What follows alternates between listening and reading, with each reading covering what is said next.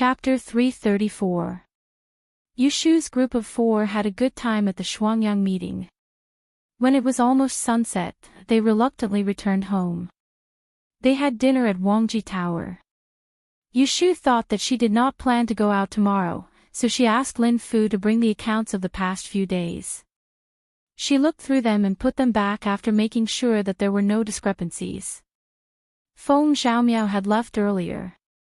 Shui Rui had to send Yushu back first, so Shui Jinxuan was naturally in the car. On the way, Yushu and Shui Rui talked about what happened during the day. Shui Jinxuan listened quietly and smiled without interrupting. When they arrived at Zhao Hui's house, Yushu got out of the car. Shui Rui opened the window and said goodbye to her. He told her that she did not have to go to Taiching Department to look at the results on the 4th day of the new year. He would send someone to look at the results first and then inform her. Yushu agreed. The Dian examination results were released during the Shuangyang meeting. Starting from the 4th day of the new year, there would be a subject every 7 days. The first subject was Yi Li. She felt that she had no hope of passing this subject, so she did not have the enthusiasm to look at the results in person. Hence, she had to trouble Shui Rui. Yushu waved at Shui Jinxuan in the car and said goodbye with a smile. She turned around and entered the house. Shui Rui closed the window and sat down again. When he looked back, he saw Shui Jinxuan looking at the window with a disappointed face. He thought for a moment and asked her with a smile, "Is your sister you a good person?" Shui Jinxuan twisted her fingers. Because she was not good at expressing herself, she just nodded slightly. Then she lowered her head and said no more. Seeing her like this, Shui Rui sighed and said in a gentler voice, "If you like to be with her, we can ask her out to play another day. How about that?" "Okay." Deep into the night, Yushu was lying on the bed with her hands as a pillow. Her brows were slightly furrowed as she thought about how she had been watching the commotion from below the arena during the day. Unintentionally, she looked up at the glazed rooftop and vaguely saw the silhouette of Ji Xingxuan. Needless to say, if that really was Ji Xingxuan, she must have accompanied Ning Wang to attend the double sun gathering. This gave Yushu a headache. Lu Hao didn't look like someone who would be blinded by lust. However, he still kept Ji Xingxuan by his side even though the Ji family had gone through such a huge incident. It had to be said that he was sincere. And Ji Xingxuan was a smart person. With such a backer to rely on, how could he not make use of it? This is not good news.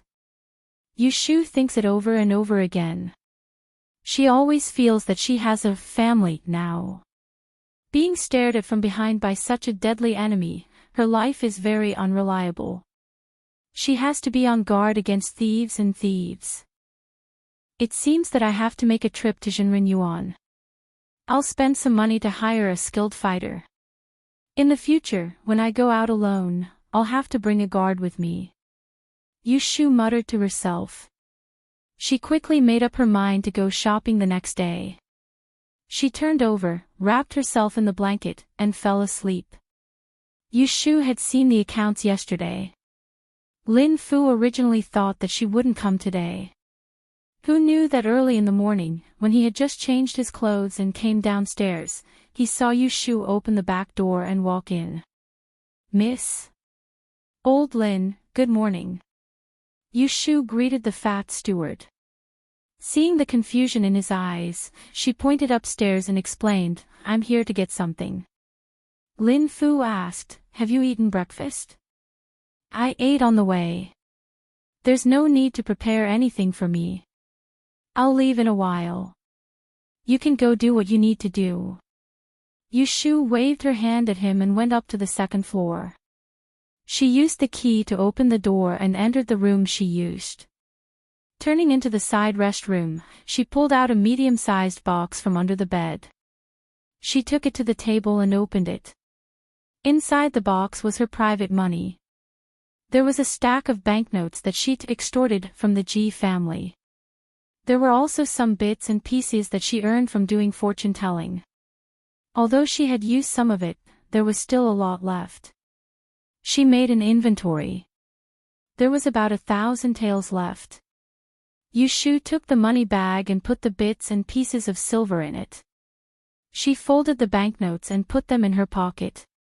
She only left 2 ingots to look at in the box. With enough money, Yushu left from the back door. She went to the street and hired a gray leather sedan chair. She directed people to carry it to the west of the city. The north and south of the city were clearly demarcated. The Qianyuan road that ran through the capital divided the rich and the poor. The east and west of the city were also different. They were also in the west of the city. A little further north was a street of calligraphy, painting, and silk shops, while a little further south was a bustling market. The streets were noisy, and there were many beggars. There were always 2 or 3 beggars on each street.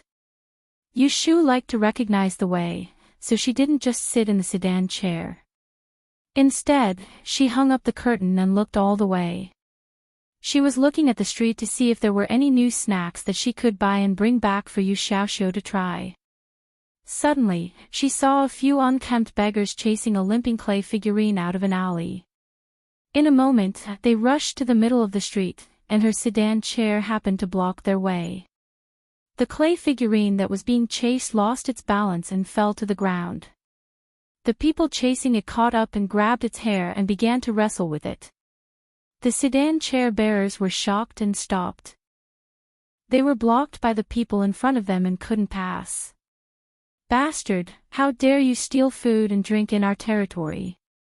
Beat him to death." "Who asked you to steal? Who asked you to steal? I'll beat you to death." Yushu's palanquin couldn't move, so she could only watch the scene unfold. The clay figurine that was being beaten was a man. His hair was messy, and his clothes were ragged, barely hanging on his body. One of his hands was strangely holding his head, and he didn't fight back. Instead, he lowered his head and wolfed down the fried chicken in his other hand while the others were beating him. However, the chicken was quickly snatched from his hand by a few beggars. They kicked him to the ground and stomped on him a few times. Then, they swore and ran into the alley. The clay figurine didn't make a sound. He struggled to get up from the ground. When he raised his head, he saw Yushu in the sedan chair. The first to be stunned was the clay figurine. Yushu reacted quickly.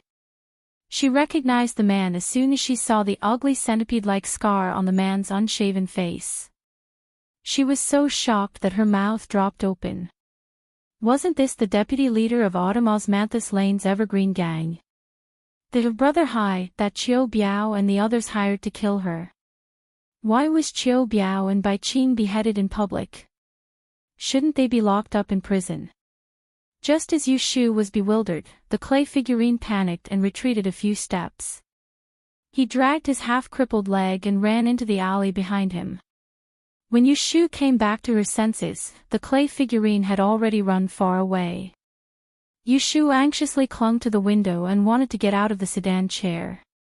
She didn't know whether to chase or not. A series of question marks appeared in her mind. A few months ago, that pair of bandits, Qiu Biao and Bai Qing, bumped into her in the capital. When they found out that she was still alive, they were afraid that she would expose the fact that they were colluding with the water bandits from both inside and outside to murder for money, so they tried to kill her. Later on, she asked Shui Rui for help to bring this group of people to justice. The murderer they hired was Brother Hai. Because he injured Jing Chen's hand, Yushu broke 2 of his fingers and sent him to prison. Qiu Biao and Bai Qing were beheaded. She clearly remembered that Brother Hai was also sentenced to 10 years in prison for murder. It had only been a few months. How did he escape? Could he be escaping from prison? However, it seemed that he had been out for a long time. Why didn't she hear anything? Why didn't Shui Rui tell her that he had escaped? The more Yushu thought about it, the more confused she became. She didn't dare to chase after him by herself. She could only remember the route and let the sedan chair-bearers carry her away. Yushu went to the supply house alone and carefully selected 2 servants who could fight and carry. She spent a high price of 400 taels of silver to take them away. However, she didn't look for the steward who received Shui Rui last time. She took the contract of selling herself and 2 guards who were said to be the private soldiers of a criminal general. Yushu came out of the supply house. She didn't even sit in the sedan chair. She directly brought the 2 guards and walked back to the street where she saw Brother Hai. "Miss, where are we going?" "Go to the front. I want to catch someone. Help me," Yushu said with a heavy expression. Since she knew that the person had escaped from prison, she couldn't just let him go. She must catch him to prevent any accidents from happening. The 2 newly appointed thugs looked at each other. Because they had been transferred and taught in the supply house, they remembered to obey orders in order to have a better life in the future. They didn't say anything else and followed behind Yushu into an alley. Yushu was sure that Brother Hai couldn't have run far with a limp. Plus, he had obvious features. In less than an hour, they found his whereabouts in the neighborhood. When Yushu led them through many turns and found a smelly ditch, Chu Hai was curled up and coughing under a broken bridge. As soon as he heard footsteps approaching, Chu Hai raised his head in alarm. When he saw the figure of the person approaching, he rolled and crawled to run. But the 2 thugs brought by Yushu obeyed her orders and went forward to capture him. Different from the cowardly Yushu saw on the street before, Chu Hai dragged a limp and fought with 2 thugs alone. After more than 10 moves, he was defeated. His arms were twisted and he was pushed to the front of Yushu. "Miss, I've caught him. What should I do with him?" Yushu stared at Chu Hai, who was neither human nor ghost, with an ugly expression, and asked directly, "How did you escape from the prison?" Ahem. Chu Hai knew that he couldn't break free, so he lowered his head and didn't say a word or answer Yushu's question. Yushu sneered, "It doesn't matter if you don't say it. You are a fugitive anyway. I'll send you to the yamen now." Chu Hai's body stiffened. He slowly raised his head and stared at Yushu. His bloodshot eyes revealed a pleading expression.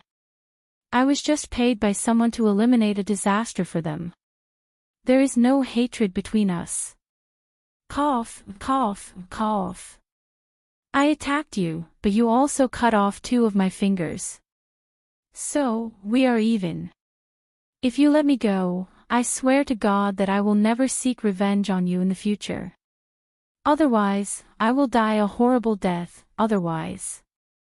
Speaking of this, he gasped a few times, gritted his teeth, and suddenly became ruthless. "Otherwise, as long as I'm alive, I won't let you live a good life." Chu Hai was a man in the past.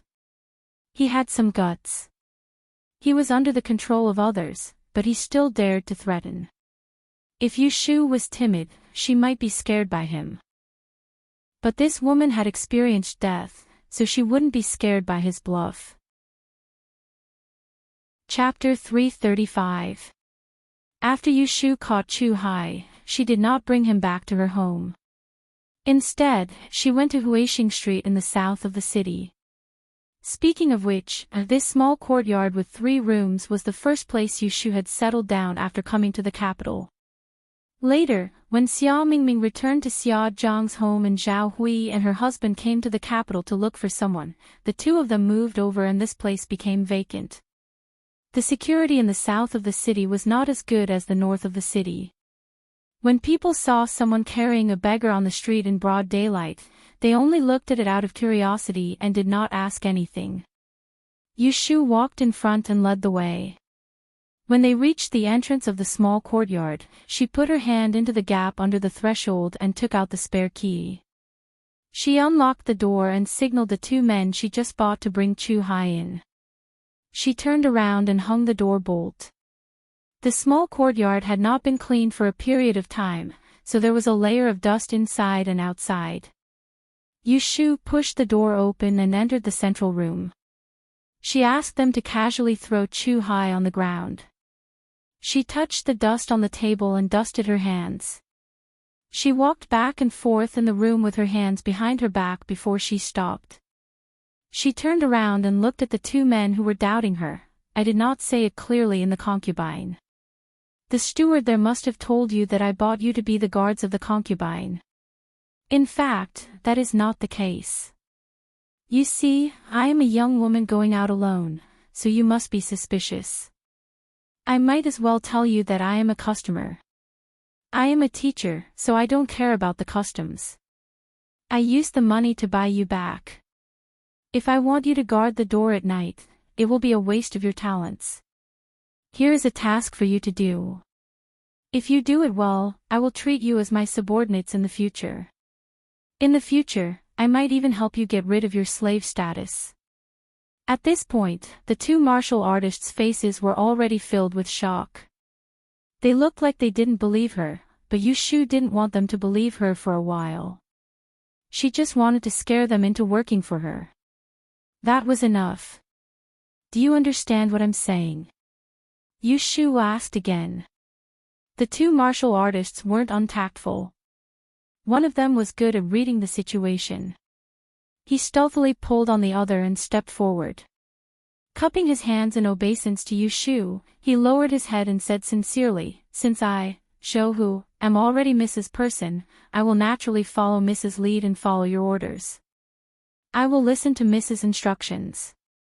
The other one was a little simple and honest, but he was not stupid. Seeing Shohu's attitude, he also cupped his fists and said in a low, muffled voice, "I am Song Dolly. As long as Miss takes care of my food, I will listen to your orders." Yushu could roughly guess their temperament from their words and actions, so she was a little relieved. Nodding his head in satisfaction, he pointed at Chu-hai who was thrown on the ground and said, "This person has some old grudges with me. You will stay in this courtyard for the time being and help me keep an eye on him. Don't let him escape. Here is some silver. Take it and eat and drink for the next few days. Throw him into the water and wash him. Change him into clean clothes, tie him up and watch him." Yushu took out the biggest piece of silver in her purse and gave it to Zhou, who seemed to be a bit smarter. After giving a few more instructions, he left the key and left alone. The reason why he wasn't in a hurry to interrogate Chu-hai was because there were some things that he had to clarify before he could interrogate him. Yushu left Huaxing Street and went to the north of the city to find a big exchange shop. She bought 2 things and returned home. The sky was already dark and she hastily ate her dinner. She asked Yundo to urge the kitchen to boil water and send it into the house.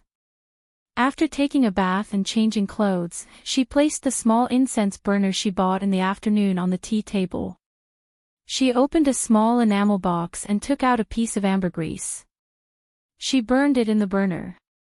In the selected works of Yi Jia, it was recorded that burning ambergris could help the bargainer predict the future. This was also the favorite method of the rich bargainer. Yushu didn't use it in the past because a small box of ambergris was too expensive. She couldn't afford it, but this time she was able to make a loss. Yesterday she saw Ji Xingxuan at the Double Suns meeting and today she bumped into Chu-hai who escaped from prison. Yushu was very cautious in times of peace and was very suspicious of the connection between these two incidents. After she returned from the banquet at the princess mansion, she was worried that Lu Yi would cause trouble for her. So she used the 6 lines to make a divination for herself. The divination had been uneven and ominous. Coupled with Jing Chen's previous warning, she was almost sure that with her bad luck, she would most likely be in trouble. Unfortunately, her date of birth was not accurate. She couldn't use the rule of time of calamity that she was most familiar with. Her aptitude was limited and she couldn't see through the 6 lines divination. Every time she wanted to calculate the details, she would throw out an empty hexagram. In order to avoid disaster and lose money, she took a bath and burned incense. She prepared everything and asked Yundo to guard outside the door to prevent people from making noise. Then she took out the 3 tong bao coins that she usually used. She sat in front of the table, closed her eyes and devoutly chanted a paragraph of the clear heart mantra that Jing Chen taught her. When her mind was clear and her heart was free of distracting thoughts, she concentrated on asking about the matter. She threw the almost hot copper coins into the silver plate. Once and twice, she dipped her finger into the tea and wrote the hexagram on the table. Until the 6th complete hexagram, a thin layer of sweat appeared on her forehead. Then she looked at the hexagram on the table and showed a trace of joy. Success. She didn't waste her 100 taels of silver. Yu Shu was secretly happy. She knew that it was not the time to be happy. She quickly withdrew her thoughts and focused all her attention on the hexagram that was about to disappear. She had a vague feeling in her heart. She held the teacup in one hand and dipped the other into the water to calculate. It was not that she didn't want to use pen and paper, but the inspiration was fleeting. She was afraid that she wouldn't be able to calculate the result when she turned around. It took about 2 hours to burn the small box of ambergris. Yu Shu finally got a clear sign. She frowned and wiped her fingers in front of her body. She got up and walked to the desk with the fragrance of incense.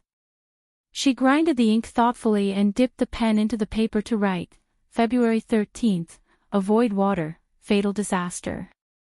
Yu Shu couldn't sleep the whole night because of the hexagram she calculated yesterday. She couldn't be blamed for not being calm. How many people in this world could lie in bed and sleep when they knew that a disaster was about to befall them? During breakfast, He Fengji was the first to notice that Yu Shu was a little strange. He noticed that Zhao Hui had only taken 2 bites of the food she picked up for her and observed her complexion. He said, "Don't force yourself if you don't have an appetite. I'll take a look at you later to see if you have indigestion or anorexia." Hearing this, Zhao Hui hurriedly put down her chopsticks and reached out to touch the back of Yu Shu's hand. She was afraid that Yu Shu would catch a cold because she didn't cover herself with the quilt last night. She had been with Dr. He and his wife for the past few days, so she probably knew how to take care of herself. She knew that cold and warm weather alternated and that it was easy to get sick when the seasons changed. Yu Shu saw their worried expressions and suppressed the annoyance in her heart. She shook her head at them embarrassedly. "I'm not feeling well. I slept late last night, so I'm a little sleepy now and can't eat." Zhao Hui had a false alarm and patted her. "Don't eat if you don't want to eat. Go back and sleep for a while. Didn't you say that Mr. Shui found someone to look at the rankings for you? When the person comes, I'll ask the maid to wake you up. I'll have the kitchen steam a bowl of egg custard and add a few drops of rice vinegar. Then you'll have an appetite." "Okay, then I'll go back to the room first. Father and mother, take your time to eat." Yu Shu took the opportunity to return to her room. The bedroom was still filled with a sweet fragrance. She had Yundo open the front and back windows to let in some air and lay on the bed with her clothes on. One moment, she thought about Chu Hai, who she caught yesterday, and the next moment, she thought about the disaster of February 13th. She slowly fell asleep. It was already 2 hours later when Shui Rui woke up. Shui Rui had sent someone to check the ranking list and returned to Zhao Hui's house to pass the message. When Zhao Hui received the news, she sent someone to wake Yu Shu up. Yu Shu was woken up by Yundo.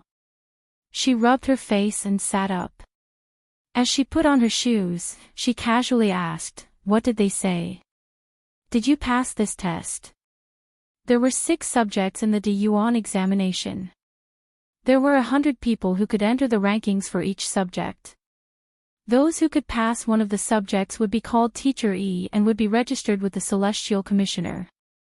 From then on, they would have a proper name. If they were lucky enough to pass 2 subjects and make it onto the rankings, they would be called Teacher E and receive a salary from the Imperial Court. Furthermore, if they managed to place first in each subject, the Celestial Commissioner would send someone to their residence to congratulate them and bring them to the Imperial Court to announce the results. However, this was not the highest honor. Whenever a mighty figure obtained first place in the 3 subjects and occupied the top 3 positions, he would be considered an extraordinary person. He would be personally visited by the imperial astronomer to congratulate him. Even the emperor would have to summon him to the palace for an audience and put him in an important position. This was truly reaching the heavens in a single bound. It was easy to imagine how difficult it was to enter the rankings for each subject in the Yuan examination. Thus, Yushu didn't have any delusions. She crammed for a few days and studied hard. She was able to stand out from thousands of people in the subject of Ely, which was a must-pass for a teacher E.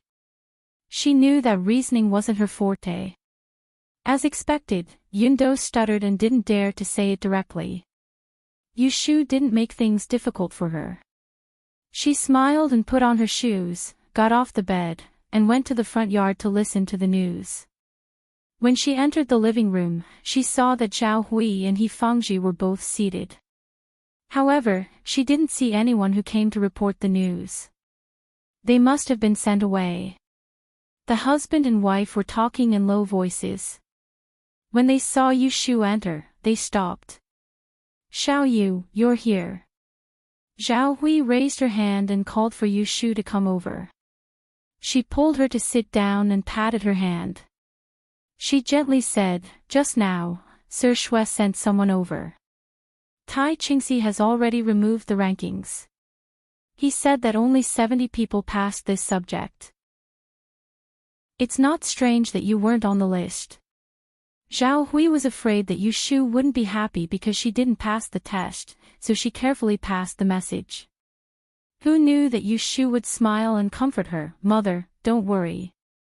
I'm not anxious. I took a total of 3 subjects. Aren't there 2 more after that? Uncle already said that I'll definitely be on the list for mathematics." Unfortunately, mathematics wasn't included in the evaluation of DE Master. Even if she passed the strange technique, she was still just a E Master. She couldn't become a DE Master. When Zhao Hui saw that her mother didn't care about it, she felt relieved. She smiled and said, "Your godfather said that if you pass the test and become a female teacher, he will give you a banquet in the courtyard for a day and invite a lot of guests." When He Fengji saw that they were chatting and laughing, she knew that there was nothing wrong. She said, "Your uncle said that he will also send someone to take a look. I don't know if he got the news.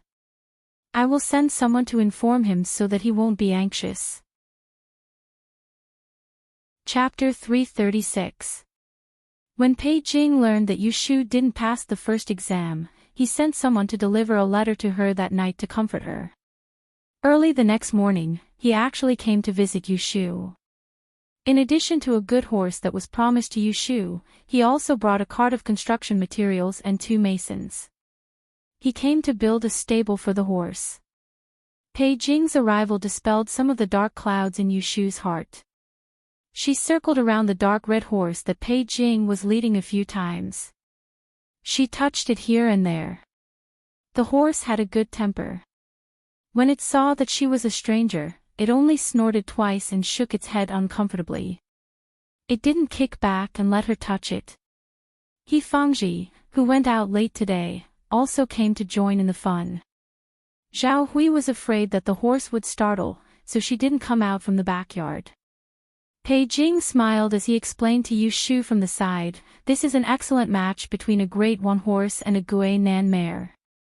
It has been tamed for 5 years at the stud farm in the north. It was originally prepared to be used as a war horse for the imperial court. However, the management of that horse farm wasn't good. These 2 years, the money was tight. So, they selected a batch of takeout horses. They were chosen by our Taihing Chamber of Commerce and ordered. I liked them, so I kept one for myself. I also chose a more docile one for Xiao Yu. It seems that it can be used as a saddle or a saddle to pull a carriage." Before Yushu could say anything, He Fengji spoke first. "Thank you, brother-in-law, for spending so much money. This horse is a good horse. It will be wasted if it is used to pull a carriage. After a while, when Xiao Yu's hands are more agile, let her learn how to ride. Pei Jing nodded and looked at Yu Shu with a kind expression. When the weather gets warmer, I'll find 2 chaperones to accompany you for a few laps. You'll be able to ride it soon enough. Yu Shu was thinking that with such a good horse as a ride, in her previous life, it would at least be worth 4 laps in a car. After receiving such a big gift from Pei Jing, even though he was her relative, she still felt embarrassed. She touched the shiny hair on the horse's back and said to Pei Jing with embarrassment, "I've made Uncle spend money again." Pei Jing laughed heartily. He stretched out his hand and very naturally stroked her head, saying, "What's the matter? Jojo only has 1 daughter, and her body is delicate. If I don't have any children in the future, in the end, you and Xiaoxiu will have to live in retirement." Yu Shu saw that Pei Jing had a sigh on his face, and it did not seem like he was joking. For a moment, she did not know why he was so emotional. Although Pei Jing was over 40 years old, his body was very healthy, and Madame Qin was younger than him. In a few years, he could have another son, so why was he afraid that there would be no successor?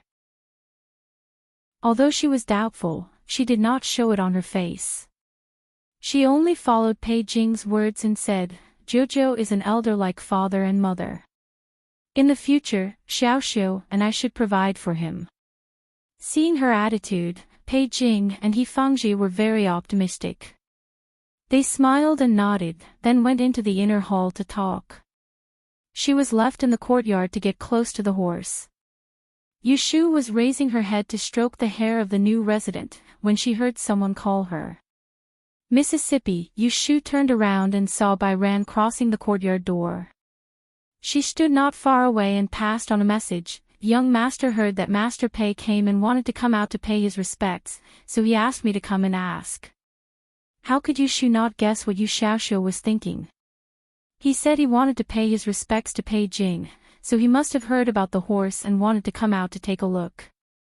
Thinking that his injury had not recovered, she shook her head and said, "My father said that he must not eat in the wind for the next few days." After saying this, she was afraid that Yu Xiaoxiu would be disappointed. She touched the soft hair in her hand and said with a smile, "You go and tell Xiaoxiu that Jojo sent a horse. I will take it to the backyard later and let him look at it by the window." Bai Ran obeyed and returned to the room to pass on Yu Shu's words to Yu Shu. Although Yu Xiaoxiu did not succeed in leaving the room, he still happily put on some clothes and went to the window. After waiting for a while, he saw Yu Shu approaching with a big, red horse. He was very happy. He studied at Baichuan Academy and had a few classes a month on riding and archery. Seeing some young masters bring their own horses, he was very envious. However, he could only take turns with a few of the sons of concubines who were not well liked by their families to replace the 2 old horses that could not run fast. Last time, Brother Shui had brought him to the horse farm to play to his heart's content and he still remembered it. Shui Rui had promised him that he would take him there in spring. Unfortunately, he had no prospects and had been injured by Shui Wenjie. He could only stay in the room to recuperate. It was really sullen. Uncle Pei had given his sister a horse. Once he recovered from his injuries, he would have a horse to ride on. Yu Xiaoxiu thought happily to himself. In this child's heart, he had never thought of separating himself from Yu Shu. The 2 of them depended on each other for survival. There was no one closer than them in this world. "Sister, when our injuries are healed, I will teach you how to ride," Yu Xiaoxiu said arrogantly. "Tch, I don't need you to teach me. Your 2 short legs are not even as long as my arms. Grow them for another 2 years." Yu Shu's words mercilessly attacked her brother. You look down on me. Brother Shui said that I ride very well. If you don't believe me, you can ask him. Yu Xiaoxiu argued with a red face. He was just being polite. How could you believe him? The 2 of them had nothing better to do. One was inside the house while the other was outside. Bai Ren watched from the side as they quarreled. In fact, they were very intimate. He was envious and couldn't help but feel bitter about his life. If his family hadn't been ruined, he would still be the young master of the Bai family and not a servant. Even if he had to continue to endure his stepmother's harsh treatment, he would gladly endure it. Because of Pei Jing's arrival, Yu Shu originally wanted to find Shui Rui to verify Chu Hai's matter, but she could only postpone it for a day. On the 6th day, she went to Wang Jilu, thinking that she could see Shui Rui face to face and talk business. Who knew that after waiting there for a day, she didn't see him. After asking Lin Fu, he said that eldest young master hadn't shown up in the past few days. Yu Shu left a message for him to pass on the message when he saw Shui Rui, and then she went back. The next day, she went to Wang Jilu to wait, but she still didn't see him. On the 3rd day, she came again, but she still didn't hear that Shui Rui had come. This made Yu Shu depressed. Her feet turned in circles. For a moment, she didn't know where to find Shui Rui. Then she suddenly realized that it seemed that it was Shui Rui who looked for her every time. Even if he didn't look for her, she would always meet him. This seemed to be the first time she took the initiative to look for him. What to do? Except for Wang Jilu, she didn't know where he liked to go. Should she go to the gate of the Supreme Court and wait for him? It was not impossible, but she didn't know whether he would leave from the front gate or the back gate. What should she do if she didn't find him? It would be February 13th in a few days. If she didn't figure out Chu Hai's matter, she would be worried. This was Yu Shu's mistake. She didn't think that besides Wang Jilu and the Supreme Court, there was another place where she could definitely find Shui Rui. Lin Fu saw that Yu Shu didn't wait for him for 3 days. He guessed that she was in trouble. At dusk, he saw Yu Shu coming down from upstairs with a sad face, so he came over to offer advice. Are you looking for young Master Xiao? If it's urgent, why don't you go to the Shui mansion to look for him? Even if young master is busy with work, he has to go home to sleep. His words woke her up. Yu Shu patted her head and secretly scolded herself for being dizzy. She immediately thanked Lin Fu and left. Knowing where to find him, Yu Shu wasn't in a hurry to visit now. First, it was late. It would be disrespectful if she went to the minister's mansion at this time. Secondly, even though she'd acknowledged Shui Rui as her big brother, she hadn't met the seniors of the Shui clan in the end, so it couldn't be considered as an official relationship. She was just a young lady, and if she boldly went to the young master's house to look for him, she might not necessarily be able to meet him. When Yu Shu returned home, she washed up and went to sleep. The next morning, she found a long gown and a short coat in the cupboard and changed into a man's outfit. She dressed up well and wrote an invitation seriously before looking for the way to the Shui mansion. Minister Shui was a civil official. When Emperor Jingzong was still on the throne, he was already a minister of the Imperial Library. Later, when His Majesty succeeded the throne, he also inherited the previous emperor's ministers. He admired Shui Lingnan's prudence and strategy, so he valued him. He appointed him as the Minister of Internal Affairs and promoted him to the right Prime Minister. He also conferred Lady Shui the title of Imperial Consort and bestowed her with great glory. The minister's mansion had been built for many years and had been renovated several times. From the outside, it didn't look like a mansion that suddenly rose to prominence. There was only a large door in front of the main entrance and a pair of stone lions. There wasn't even a corner door that was open. On the door, there was a plaque with the 2 words, Shui Mansion. Although it had been exposed to the wind and sun for many years, it hadn't been changed. This plaque had been scrubbed until it was spotless. It wasn't decorated with gold or silver, but when the carriages and horses passed by the door saw this plaque, they all lowered their heads. Serving the emperor for 6 dynasties and several generations of loyal ministers. How could those new nobles with shallow family background compare to them?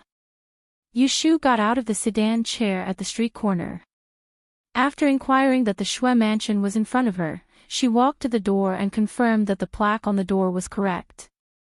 Then she knocked on the door and handed over the invitation, asking to see the eldest young master of the Shui family. Yu Shu cleverly didn't write on the invitation that she was a sworn brother or sister. She claimed that she was a friend of Shui Rui and that she had come to discuss something with him. If the eldest young master was at home, she would like to meet him. If he wasn't at home, she would like to pass on a message for him.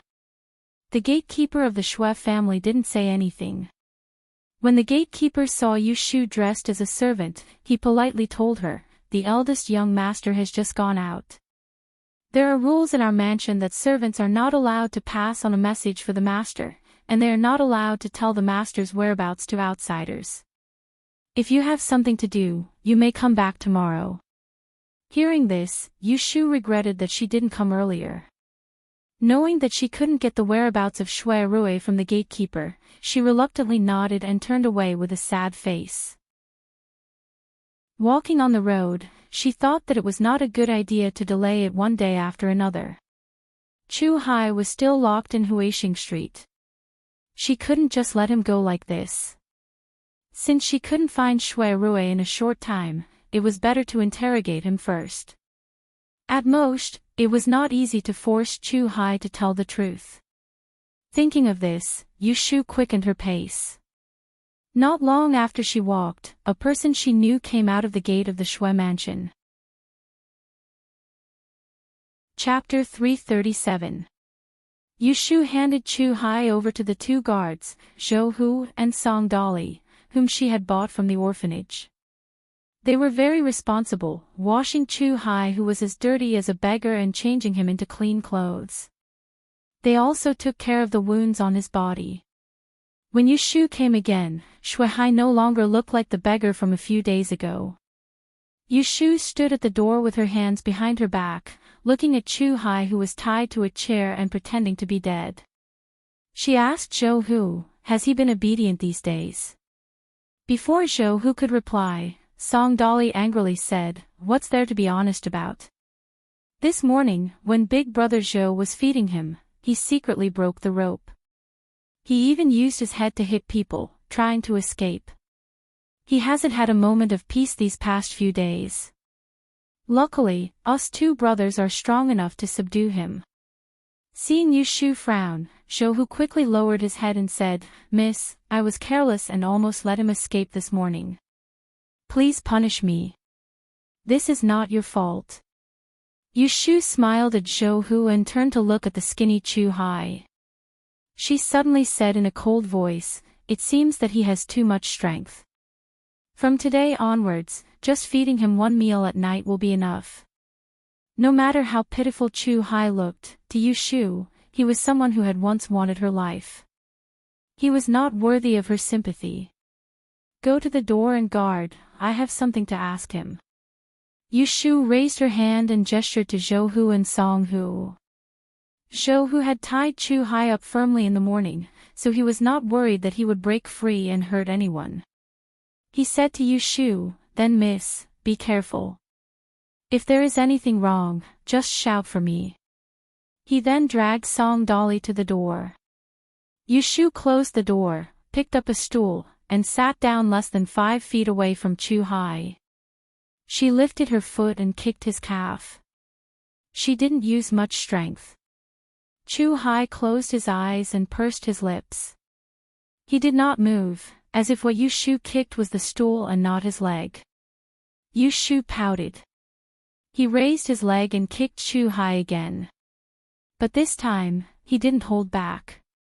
He kicked Chu Hai's injured leg so hard that even the chair shook. Even though he was 7 feet tall, he couldn't help but groan in pain. Hiss! Chu Hai suddenly opened his eyes and glared at Yu Shu. "What are you doing?" To think that he, Chu Hai, had lived half his life on the edge of a knife, licking blood to pass his days, but in the end, he actually fell into the hands of a little girl who hadn't even grown all her teeth. It was really hateful. Yu Shu crossed her arms. Sitting with her legs crossed, she faced his angry gaze and said calmly, I have some questions to ask you. As long as you are willing to answer honestly, I will do as you wish and let you go. You can go wherever you want. How could Chu Hai, a felon, escape from prison without anyone knowing? Someone must have helped him in secret. Then, who released him? Why did they release him? Did it have anything to do with her? Chu Hai sneered, I'm old enough to be your father. Who are you trying to fool? Let me tell you, you either let me go or kill me. Otherwise, when I get out of here, you won't have a good time. It was like a stone bumping into an iron lump. Neither of them was afraid of the other. Yu Shu disdainfully said, with your current crippled virtue, you're a fugitive. Even if I let you go, you won't be able to make any waves. Chu Hai's face was livid. Yu Shu just poked his sore spot. After that narrow escape, his head often ached. He couldn't use his internal force. He only had a little bit of strength left to protect himself. If there was no treatment, he would be crippled for the rest of his life. Thinking of this, his face suddenly became gloomy. A trace of sorrow floated on his face, which was keenly noticed by Yu Shu. Slowly rubbing her fingertips, Yu Shu thought for a moment. Her voice softened, and she looked straight at Chu Hai. Tell me the truth. Even if I don't let you go, I will help you take care of your family. On the way here, Yu Shu thought about it carefully. Chu Hai was a fugitive, and it wasn't easy for him to get out of prison. Not to mention running as far as he could, why would he stay in the capital? After thinking about it, he must have some nostalgia, and in this world, there were only two kinds of nostalgia, people and things. Therefore, Yu Shu was just bluffing. She didn't know whether Chu Hai still had relatives in this world. Who would have thought that after listening to her words, Chu Hai's face turned gray like wax skin. His eyes instantly turned red. He raised his head and laughed hoarsely. Ha ha ha. Yu Shu stared at the tears rolling down from the corner of his eyes. Her heart moved. Her intuition told her that there was something important hidden in it. She was about to take the opportunity to break it. Unexpectedly, Chu Hai opened his mouth first. Ha! My wife and children have been killed by me. Where would my family come from? Now I am the only one left. If you want to take care of them, do you want to go to the underworld to accompany them in my place? Yu Shu's face was a little dignified. It was not because of Chu Hai's curse, but because of the message revealed in his words. His wife and children had died. Were they killed by him? What nonsense was this? Looking at him, it was obvious that he blamed himself for the death of his family. How could he be a person who killed his wife and children? Don't talk nonsense anymore. Chu Hai coldly interrupted Yu Shu's words. He warned her in a rough voice, I have no grievances with you. I can tell you that my business has nothing to do with you. If you know what's good for you, don't get involved too much, lest you get into trouble. Yu Shu pursed her lips. She could not tell whether Chu Hai's words were true or not.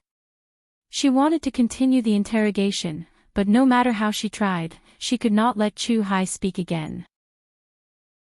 Yu Shu could not help but think of the benefits of Shui Rui. If she had his help in the investigation, she would not have to worry about not being able to pry open Chu Hai's mouth, and she would not be so helpless. Helplessly, Yu Shu looked at the sky that was getting dark. She could only go back and think about it. She would come back tomorrow. Yu Shu returned to the west of the city. She lowered her head and pondered along the way. When she reached the door of her house, she noticed the carriage parked in front of her house. She was stunned, and surprise flashed in her eyes. She picked up the corner of her robe and quickly walked into the courtyard. She went straight to the front hall where the lanterns were lit. Brother Shui. This voice startled Shui Rui, who was tasting the medicinal tea brewed by Dr. He. He turned his head and saw Yu Shu rushing in like a gust of wind, staring at him with a pair of fiery eyes. I finally see you. I've been looking for you for a few days. What have you been busy with recently? This caused Shui Rui to be slightly overwhelmed by the unexpected favor. He and Yu Shu had known each other for so long, and it had always been him who stared at her whereabouts. When had she ever taken the initiative to care about his matters? Could it be that the last suddenly had an epiphany? As soon as this thought popped up in his head, Shui Rui dismissed it. He resentfully thought, something must have happened for her to be looking for me in such a hurry. Shui Rui's heart twisted twice, but his expression was calm. He switched the teacup to his other hand and gently placed it on the coffee table.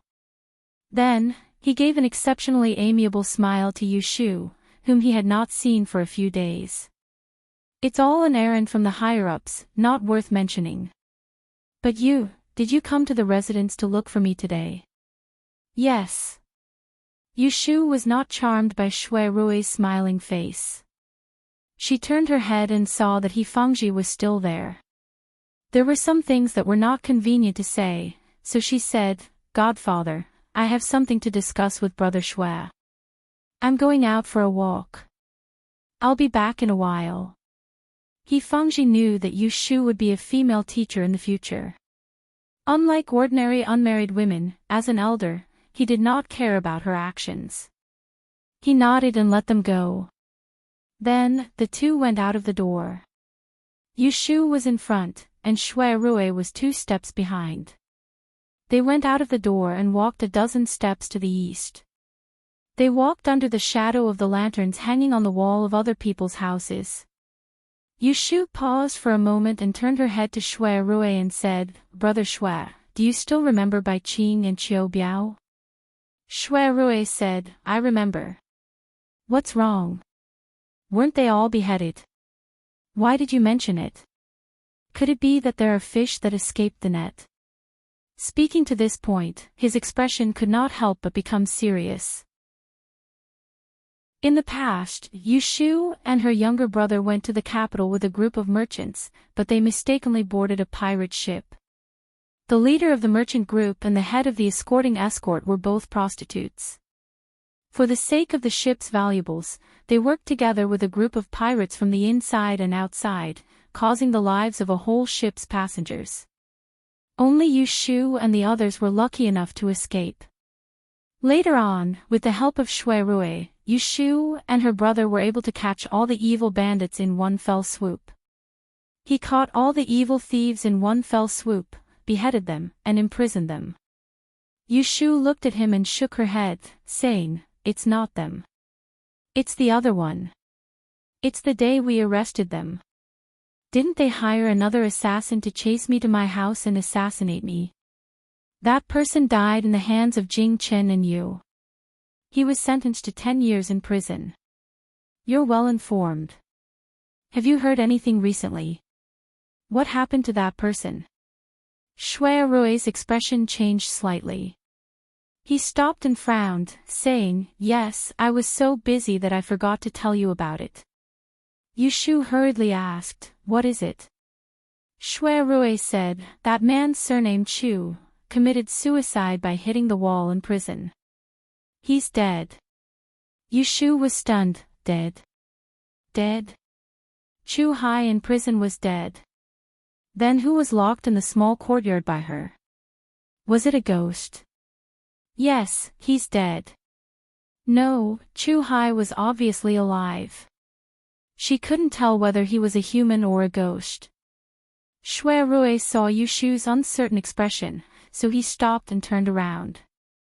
He lowered his head and asked her, "What makes you so panicked?" Yu Shu licked her lips, frowned a pair of willow leaf curved blade-like eyebrows, and shook her head at him. "That Chu Hai didn't die. I saw him become a beggar on the street yesterday, so I caught him." This time, it was Shui Rui's expression changed, "Not dead. How could it be possible? I asked someone to keep an eye on Chu Hai. As soon as I heard the news of his death, I sent someone to the prison to check. It was confirmed that Chu Hai died by hitting the wall and his body was thrown to the cemetery on the outskirts of the city. How could he be alive, unless..." Rui was talking to himself halfway when he suddenly stopped, and he turned around to look at Shu with an expression of surprise and bewilderment as well. Both of them practically cried out at the same time, "Fake death." After a moment of silence, Shu guessed, "This Chu Hai is really ruthless." In order to escape from prison, he actually came up with a method of faking his death by hitting the wall. I heard from Jing Chen that there is a martial art called the turtle breathing technique in Jianghu, which can block the heart meridian. He must have a similar ability, which is why he was able to hide from the prison guards. Rui didn't agree or disagree. He thought for a moment and then came to himself. He frowned and asked her, "You just said you caught him. How could you be so bold? You knew he was a fugitive, but you still..." When Shu saw that he was going to talk about her, she was afraid that she would be scolded. She quickly raised her hand and explained, "I don't have anyone with me. I went to the concubines' quarters and bought 2 guards to bring with me. Now Chu Hai is locked up in the small courtyard where I used to live. There are people watching over him. I originally wanted to discuss this with you first, but I couldn't find you." Chapter 338. The next day, Shu took Rui to Huixing Street to see Chu Hai, who was locked up in the small courtyard. Rui sent someone to inquire about Chu Hai after returning home last night, but there was no news this morning. Like Shu, he knew very little about Chu Hai. Other than the fact that Chu Hai used to be the deputy chief of the Evergreen Gang in Chiu Gui Fang and was skilled in martial arts, he knew nothing else. Chu Hai obviously had some impression of Rui, and he knew that Rui was in cahoots with Shu. Chu Hai wanted to trick Rui into speaking, so he didn't wait for Rui to speak before he said directly, "I'll still say the same words I said yesterday. I won't say anything, so don't waste your efforts. Either let me go, or kill me. If you send me back to the administration, then I naturally have a way to end my life." After saying that, he closed his eyes and mouth, making it clear that he would not be persuaded by force or persuasion. Actually, Rui had plenty of ways to make a stubborn person open his mouth, but when he recalled how Chu Hai faked his death to escape from prison, he knew that he would have to use some heavy punishment to make him submit. Looking at Chu Hai's half-dead appearance, he was afraid that he would accidentally kill Chu Hai if he wasn't careful, so he gave up on the idea. Rui did not ask Chu Hai any more nonsense. He turned his head and gave Shu a look, and the two walked out together, avoiding Zhou Hu and Song Dolly. "Let your people keep an eye on him first. When I get the news, I will find a way to make him talk," Rui said. Shu nodded and had the same plan as Rui. So the two did not stay in the small courtyard for long. Shu left some money for the 2 people she had just recruited, gave a few words of advice, and left with Rui. The 2 of them walked to the street. Rui said that he was going to Wangji Tower and asked Shu if she wanted to have lunch with him. Shu was worried about the misfortune hexagram she had read a few days ago and was not in the mood to go anywhere, so she declined. The results of the Great Yen examination have already been announced, but I still don't know what the results will be like. I have to go back and think about how to make a living in the future. If you are not busy, you can take me to my house.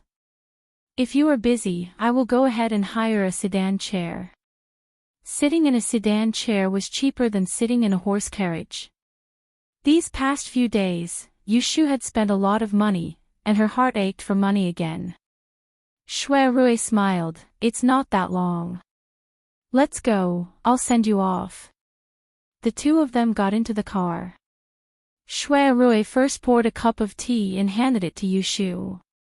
He then asked her, "I saw you frowning all morning. If it's because of what I said last night, you don't have to worry. Chu Hai's matter is really strange, but from what I saw just now, he didn't seem to be targeting you at all. You just happened to meet him, so why are you worrying?" Rui could see that Shu had something on her mind, so he tried to comfort her. After listening to Shui Rui's words of comfort, Yushu sighed and shook her head. Big brother, you don't know. That's not what I'm worried about. Shui Rui looked puzzled. Then what is it? Tell me, so I can help you solve your problems. Yushu raised her head and met Shui Rui's eyes that were full of concern. She was hesitating whether she should tell him or not, but suddenly, she had a small idea to pour out her troubles to the person in front of her. Once this idea came out, it kept rising, like melon seedlings in the field at the end of summer. It couldn't be suppressed. I did a divination on myself a few days ago. If I find out that I'll be in trouble.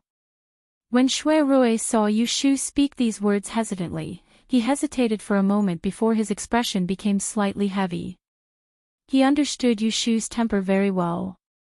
Even though she loved to lie and make up nonsense sometimes, although she liked to lie sometimes, she never made a joke when she was serious. Now that she said such words, she must have predicted the trouble, and it was not small. Seeing that Shui Rui didn't interrupt, Yushu raised her hand and took a sip of tea to wet her throat. She gently frowned her delicate eyebrows and said, "We have to talk about this matter when I went back to the princess's mansion to attend the banquet. When I came back, I was worried that the 11th prince would find trouble with me, so I did a divination on myself and knew that I was safe. On the second day of the new year, I saw Ji Xingxuan at the Shuangyang meeting, and I had some doubts. The next day, I caught Chu Hai on the street. Don't you think it's a little strange?" Shui Rui didn't know whether to laugh or cry. This was really a little coincidental. No wonder she was suspicious. If it was him, he would also be more careful. You know me. I can't live a few peaceful days. If we talk about bad luck, if I say I'm second, no one would dare to say they are first. Yushu's mouth was full of self-mockery, but her face was written with resignation. The corner of Shui Rui's mouth moved suspiciously, and he agreed with her words in his heart. I was worried that someone was targeting me, so when I went back, I did a divination on myself. I told you that my 6-line strange art is very accurate. In addition, I bought a small box of ambergris with the help of it. It took a lot of effort to roughly calculate. According to the divination, I'm afraid I'll be killed on the 13th of this month. Shui Rui's eyelids twitched. He stared at Yushu's slightly heavy face, and didn't say anything for a moment. On the other hand, Yushu felt a lot more relaxed after she shook out the burden that had been stuck in her heart for a few days. She finished the tea in her hand and gently placed it on the table. She turned to look at Shui Rui, wanting to hear what he had to say. Could it be that you made a mistake in your divination? After Shui Rui finished asking, he raised his hand and stopped Yushu, who was about to speak.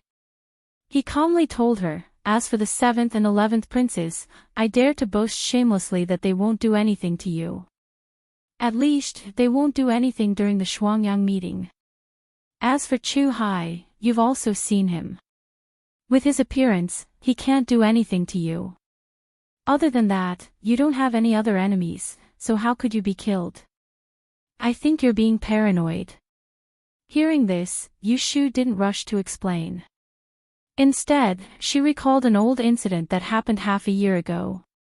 She lowered her voice and said to Shui Rui, "Last year, when I went north from Yang City, you knew about the disaster that happened on the way, but I didn't mention it to you. Before the accident, I used the 6 lines divination to predict that I would be in imminent danger. Because I wasn't proficient in it at that time, I was just like you now. I thought that I was being too careful. Who knew that I would almost die there, and I barely escaped. Actually, there's a reason why I'm especially scared this time. It's because the 6 lines divination gave me an ominous divination. It's the same divination that I got on the merchant ship that day. Remembering the night when she escaped from death, the merchant ship that was bathed in blood, the corpses everywhere, the rushing waves, and the drowning coldness, Yushu couldn't help but shiver. A shadow gradually gathered in her eyes, and her face turned a little pale. Shoo! Feeling a layer of warmth on the back of her cold hand, Yushu came back to her senses. When she met a pair of black and shiny eyes, her blurry vision became clear again. She took a light breath and forced a smile. At least I've experienced it once. I'm not afraid. But Shui Rui couldn't smile at all. Just now, he clearly saw a trace of timidity in her eyes. Seeing her trying to be brave, he only felt distressed. He thought that this girl had to bear so much for others, and who would share the burden for her. Chapter 339. There weren't many people on this road to the west of the city. The carriage was also quiet. Shui Rui was thinking about how to help Yushu avoid calamity. Yushu was sitting opposite him, looking at the constantly changing scenery outside the window. Her ears were echoing with Shui Rui's calm and powerful, "I'll help you." Her gaze swept over his lightly furrowed brows. She knew that he was worrying about her own matters. She wanted to say something but stopped herself. She wanted to say that he didn't need to get involved in this mess, but it seemed that she had already pulled him in. Yushu knew that between her and Shui Rui, she had taken advantage of him a lot. After knowing him for so long, she didn't know how much she owed him, but she couldn't pay him back even if she wanted to. She seemed to be used to having someone with ideas to help her. Whenever she encountered trouble that she couldn't solve, he would be the first to think of her. As for Shui Rui, whenever she needed his help, when had she ever seen him refuse even once? She used to look down on such a good person, but when she really met one, after a long time, her heart started to warm up to him. In the beginning, she thought that he had ulterior motives. It turned out that he did have some special feelings for her, and he admitted it himself. She still remembered that time when she had the intention to be a couple with Jing Qin, deliberately alienating him, and even disregarding his feelings and rejecting his good intentions. He was very gentlemanly. Not long after, he had an open and honest talk with her, changing the relationship between a man and a woman to that of a brother and sister, which was exactly what she wanted. He said that they were going to be brother and sister, so she called him Big Brother. Sure enough, he took care of her more, helping her both inside and outside, thinking for her. Other than that time when he was drunk at Wang Jilu and took advantage of her, she really couldn't find any fault with this free Big Brother. In comparison, as a cheap sister, she really felt a little guilty. This didn't mean that she had any false feelings towards Shui Rui, but thinking about it carefully, she really didn't have any good points towards him. She was worthy of his sincere treatment. Just before today, she had a high-sounding excuse that the eldest young master of the Shui family was of noble birth and had lived a life of luxury ever since he was born. There was no need for her to care. But in reality, she was the one who didn't care. Otherwise, she wouldn't have to look for someone else and not know where to go. Sigh. Yushu secretly reflected in her heart. She felt ashamed and couldn't help but sigh softly. Shui Rui heard her sigh and thought that she was worried about the calamity that would come in a few days, so he deliberately laughed. His tone was gentle as he said, "If you are really afraid, I will accompany you on that day. I will not go anywhere, just hide in the Forgotten Opportunity Pavilion." Yushu glanced at him and made a decision in her heart, if I can get through this safely, I must pay more attention to this Big Brother in the future. At this time, Shui Rui could never guess that Yushu would think of this, or he would definitely laugh. Seeing that Yushu ignored his proposal, he hesitated for a moment and asked in his heart. After hesitating for a moment, he asked, "Have you mentioned this to Daozi?" Jing Qin. Yushu was stunned and shook her head. No. As soon as Shui Rui saw her expression, he knew that she not only didn't look for Jing Qin, but also never thought of asking Jing Qin for help. So, the first person she thought of when she was in trouble was him. Shui Rui couldn't help curling up the corner of his mouth at the moment, but before she found out, he calmly suppressed it. "I remember that Daozi has an adversity blocking stone. Why don't you borrow it for the time being and wear it on your body?" Maybe it will be useful.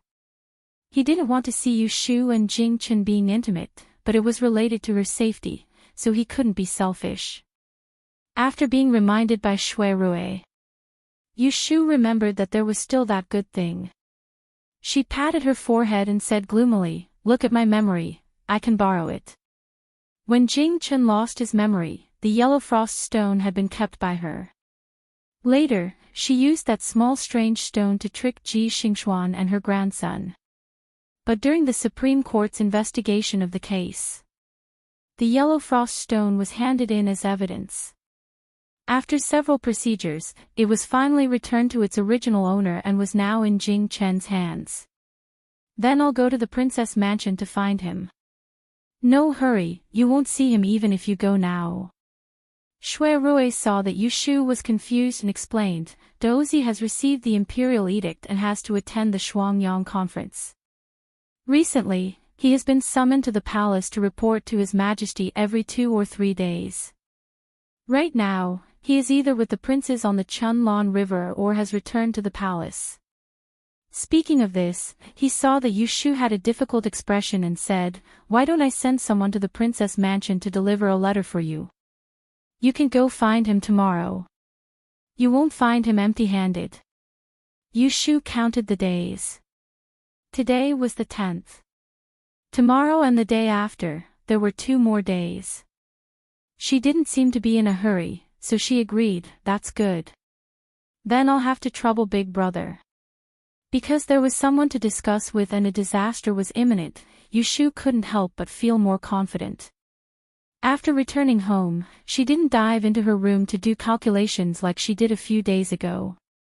Instead, she went to the backyard and chatted with the pregnant woman for a while.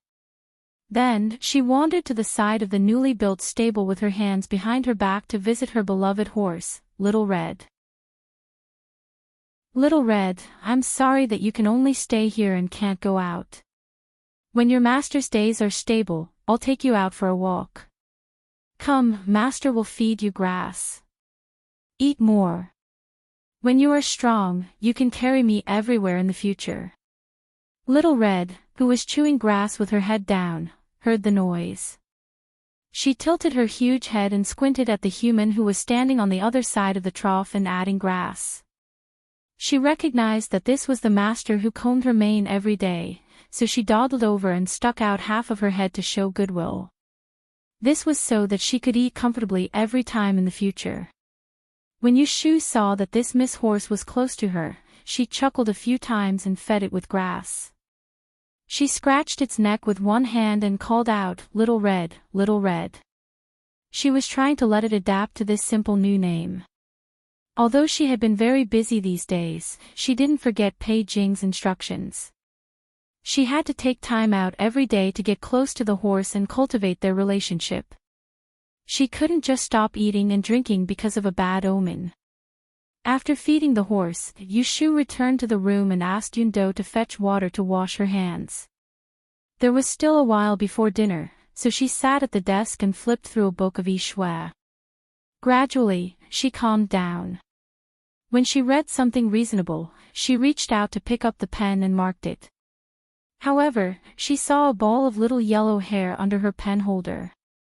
Kim Bao. After Yu Xiaoxiu was injured, Yu Shu was afraid that it would get infected, so she took Kim Bao out of his room and placed it in her own room. She remembered to ask the servants to prepare a small plate of food for it and didn't care about it much. Kim Bao was also happy and unfettered.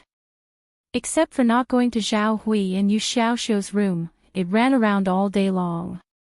Yu Shu hadn't seen it for a few days, and it seemed to have become fatter.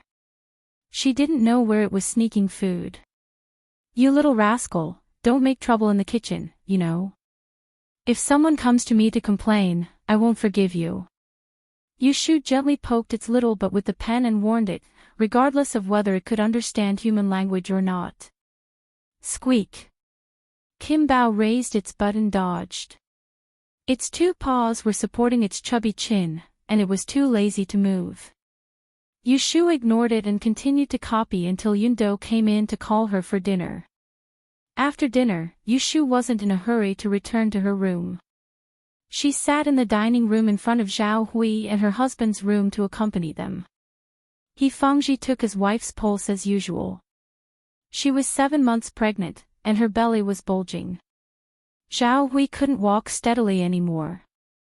Other than taking a walk in the backyard with Dr. He's help every morning and evening, she didn't run around at other times. She only got married and got pregnant at the age of 30. At this time, she was considered an old woman, so she had to be careful. She was afraid that if she made a mistake, the couple would regret it for the rest of their lives. Yushu was afraid that her disaster would involve the loving couple, so for the past few days, she used the law of the time of misfortune to predict the future of the people in the courtyard for a month. Zhao Hui even tried her best to predict the day of her delivery.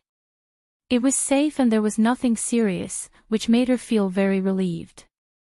Little Yu, your maternal uncle received a letter from the south saying that your maternal aunt and grandmother will probably be coming to the capital next month. I want to have the people clean up the courtyard next to the house in advance and arrange beds for your father and I to move there. When the time comes, we'll let the old lady live in this big room. You can choose if there are any good days in the near future. Don't let your fetus get tired. Wait for mother to write a note tomorrow. Zhao Hui urged Yushu like this. The benefits of having someone in the family who knew how to use money were obvious. There was no need to go outside to ask for a teacher to see if there were any big or small matters, such as asking for good or bad luck. It was a small matter to spend extra money, but she was afraid that she wouldn't get anything good even if she spent money. And, mother, I know. Yushu had only seen the old lady of the He family once. It was at He Fengji and Zhao Hui's wedding. She remembered that she was a kind old lady who held her hand with a smile and asked her about her age. She even gave her a new pouch. Yushu was talking to Zhao Hui when she heard Shenma call out from outside. She stood at the door and reported, "Go ahead and take a look. Young Master Jing is here to see you." Ha! Yushu stood up, slightly surprised. Didn't Shui Rui send someone to the princess's residence to deliver a letter? Didn't he say that she would look for him tomorrow? Why did he come here first? Lang Zhong, quickly go with Xiao Yu to take a look. Don't be rude. It's so late at night. Don't tell me it's urgent. Zhao Hui urged Yushu. Ever since she found out that Jing Qin was from the royal family, she had become more cautious. She was afraid that she would neglect this important guest. When Yushu saw that He Fengji was about to get up, she stopped her. "Father, mother, please rest. I'll go alone. There's no need to be rude." After saying this, she left alone. The He family's residence was small. It was less than 100 steps from the backyard to the front yard. Before Yushu reached the main entrance, she saw Jing Qin standing on the steps with his hands behind his back. He had no intention of coming in. "Xiaoyu, why are you standing outside? Come in and take a seat." Yushu walked over curiously. Chapter 340. Facing Jing Qin, who rushed over without any explanation as soon as he heard the letter, Yushu's heart warmed. She secretly thought that she did not treat this silly boy well for nothing.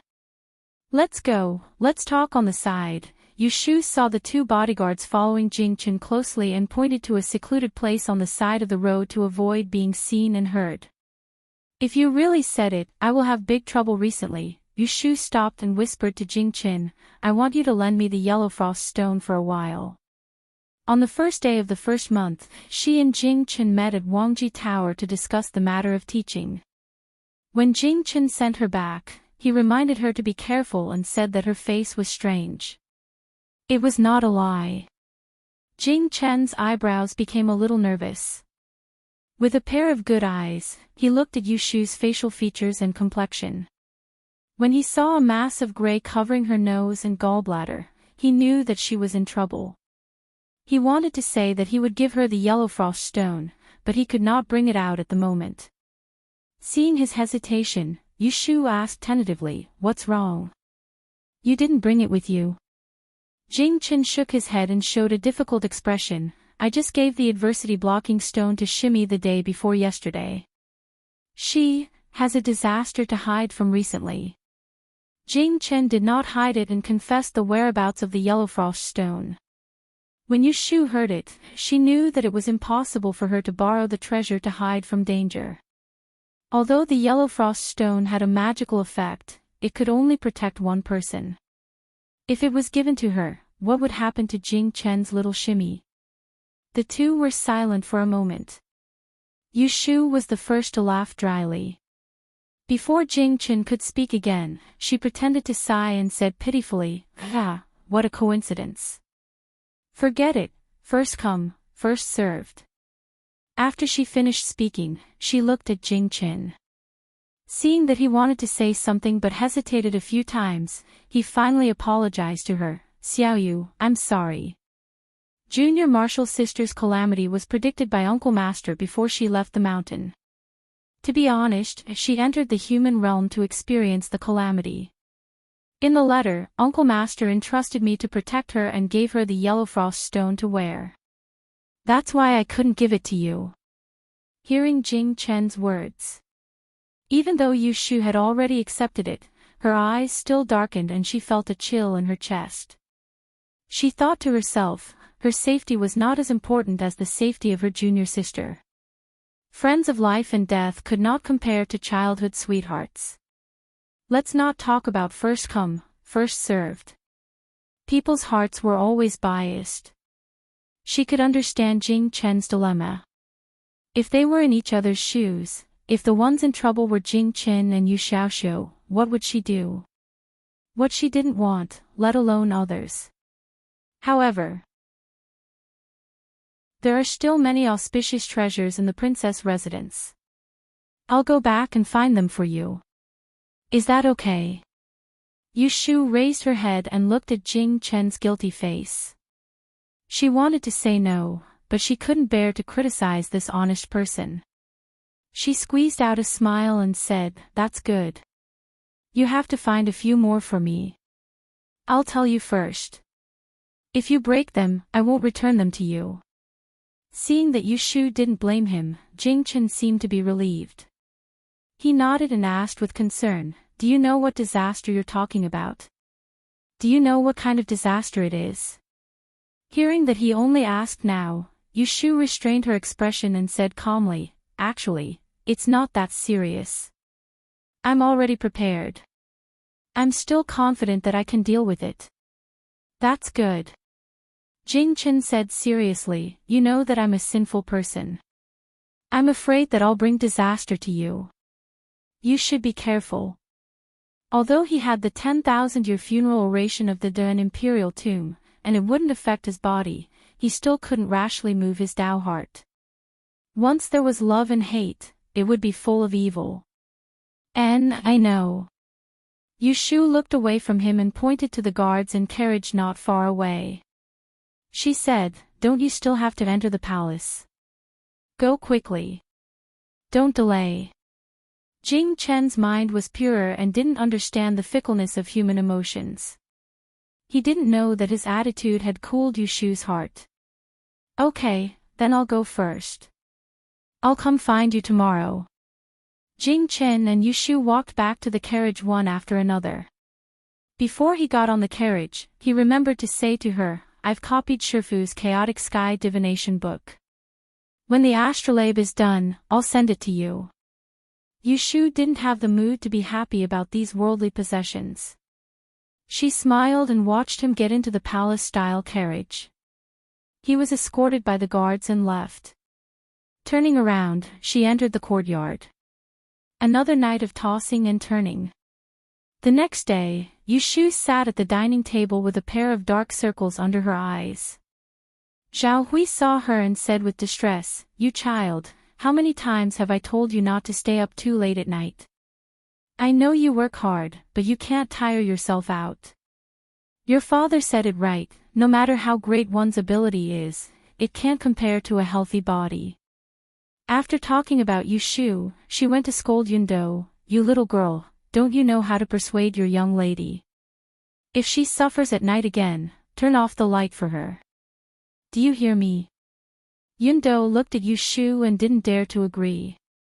Using the excuse of going to the kitchen to get some soup and rice, she quickly ran out. Yundo didn't know whether to laugh or cry. She said to Yushu, "Look at how smart she is.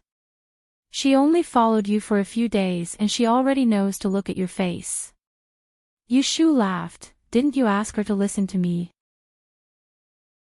"She's not looking at my face, she's looking at your face." Zhao Hui glared at her. Fortunately, Shen Nanny came in with the food. He Fengji interrupted and saved Yushu from Zhao Hui's nagging. As a doctor, health was important. 3 meals a day had to be on time. The He family usually had breakfast around 7 in the morning. Thus, when the servants cleared the dishes, the sun had just risen. Yushu went back to her room to catch up on sleep. Just as she was about to lie down, she heard from outside that Jing Chen had arrived.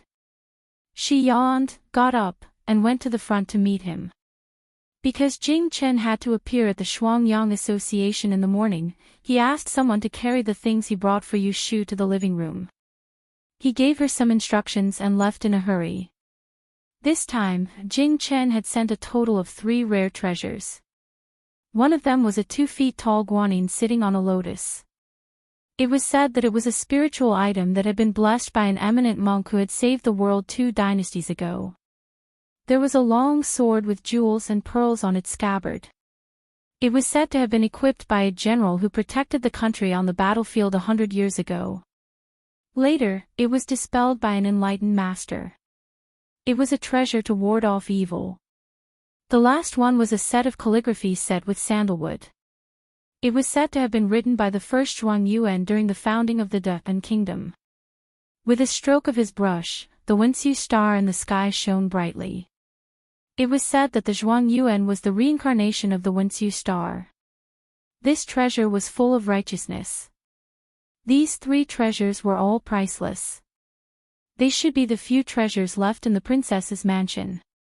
They must have been picked out by Jing Chen and placed in front of Yushu. But it didn't make a greedy person like her happy. It was fine if she didn't understand it. Just like a person who didn't understand medicine, he didn't know how to prescribe the right medicine. Sometimes, a dose of 1,000 gold was not as good as 2 grams of licorice. It was the same for seeking good luck and avoiding evil. Not to mention the value of these 3 treasures, 2 of them were used to attract good fortune, while the last one was used to ward off evil. Even though it was useful, its effect was minimal. It was incomparable to the yellow frost stone's ability to ward off evil. After using these treasures, she naturally had to return them. Fearing that they would be damaged, Yushu carefully moved them to her room. According to the feng shui, she hung the Bixia sword on the south wall and the Zhuang Yuan's calligraphy on the north side of the desk. As for the guanyin statue, it lay quietly in the treasure chest and was put on the shelf. It was easy to invite a god, but difficult to send a god away. It was better not to look for trouble. Chapter 341. The 12th of the 2nd month was the flower festival. The unmarried young ladies in Anling City often went to the outskirts to play on this day.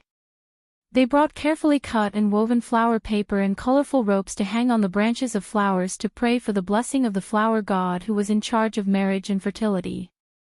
He Fengji and his wife moved to the capital for the first time and didn't know the local customs. In addition, Zhao Hui was pregnant, so it was inconvenient for her to go out and socialize. They didn't interact with the neighbors. Therefore, although they had a daughter like Yushu, they didn't prepare anything. The 12th of the 2nd test was the day the results were released. However, this test was feng shui. Yushu didn't participate in this test at all, so she didn't care about it. On this day, Yushu stayed at home as usual and didn't go out. Unexpectedly, when the sun rose, Shui Rui came to the door. Yushu, who was about to go back to sleep, had to get up from the bed. She looked in the mirror and adjusted her clothes. She put her hands in her sleeves and moved to the front yard. Shui Rui was invited to the front hall by the maid guarding the door to serve tea. As soon as Yu Shu went in, her eyes lit up when she saw him. Shui Rui's attire today wasn't as luxurious and gaudy as he usually was. He wore a bluish-white silk robe with the lapels on the left and right, and the length only reached his knees, revealing a pair of brown deerskin boots on his feet. His sleeves and waist were tied up tightly with smooth leather straps. His jet black and glossy hair was tied up high and matched with a green and white silk scarf, and a strand of hair scattered down from his temples caused him to have a full forehead, dense brows, and bright eyes.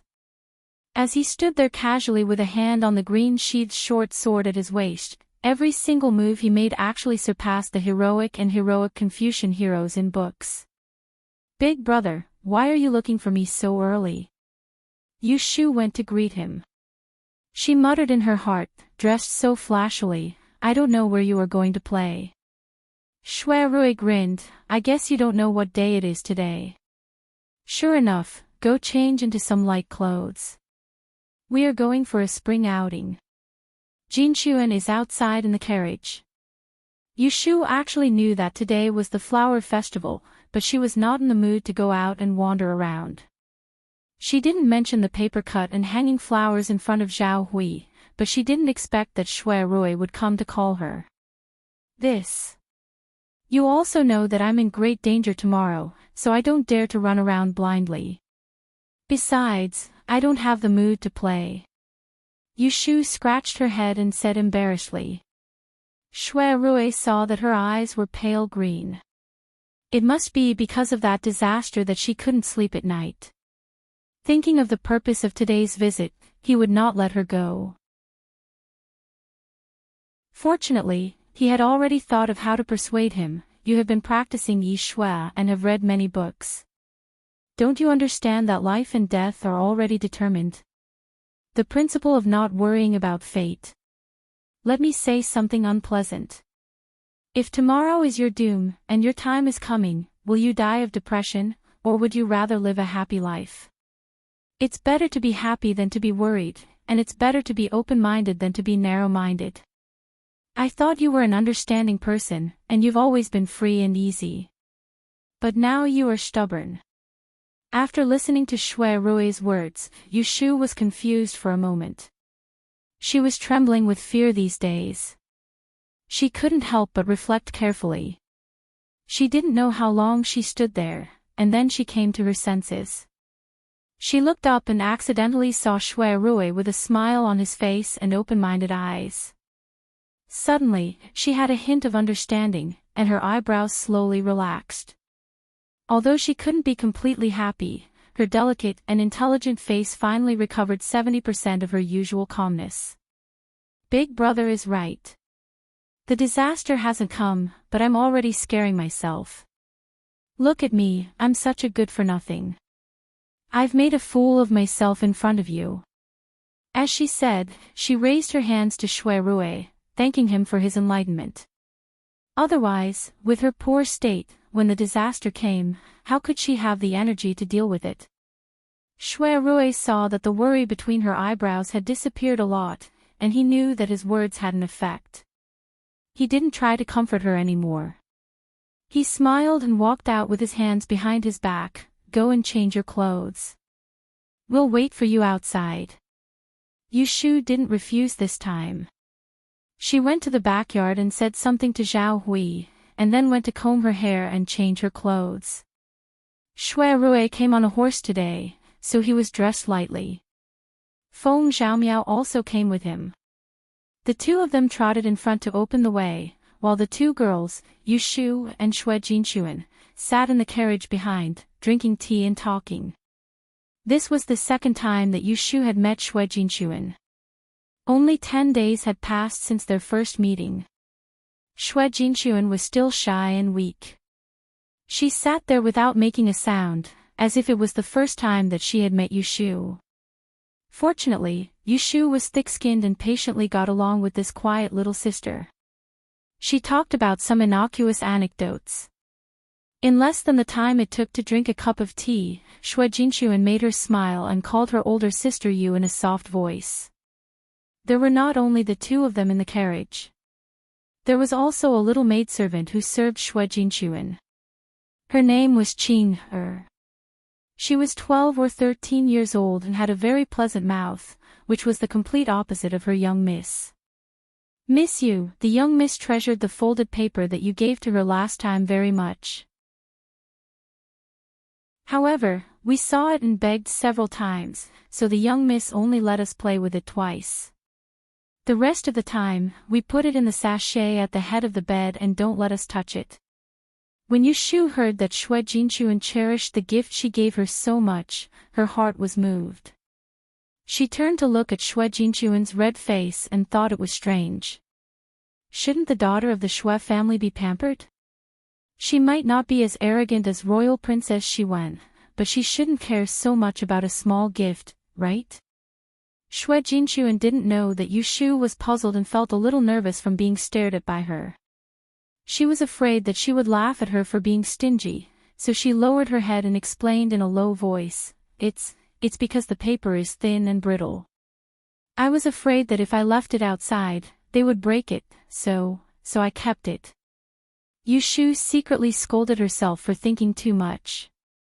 She didn't want to scare her, so she quickly withdrew her gaze and said in a light tone, It's not something valuable, so it's not worth it for you to keep it so carefully. I also know a lot of interesting things.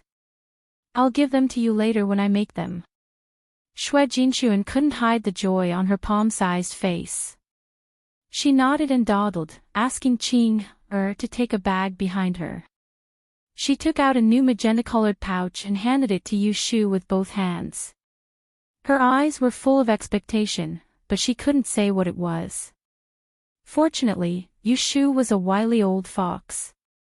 At a glance, she guessed that this was a gift from the east, south, west.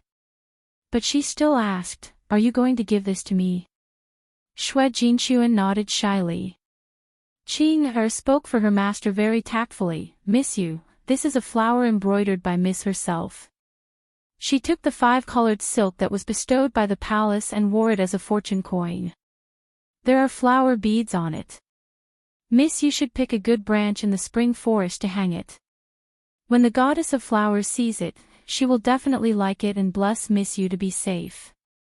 Yushu squeezed the exquisite embroidered pouch in her hand with a happy expression.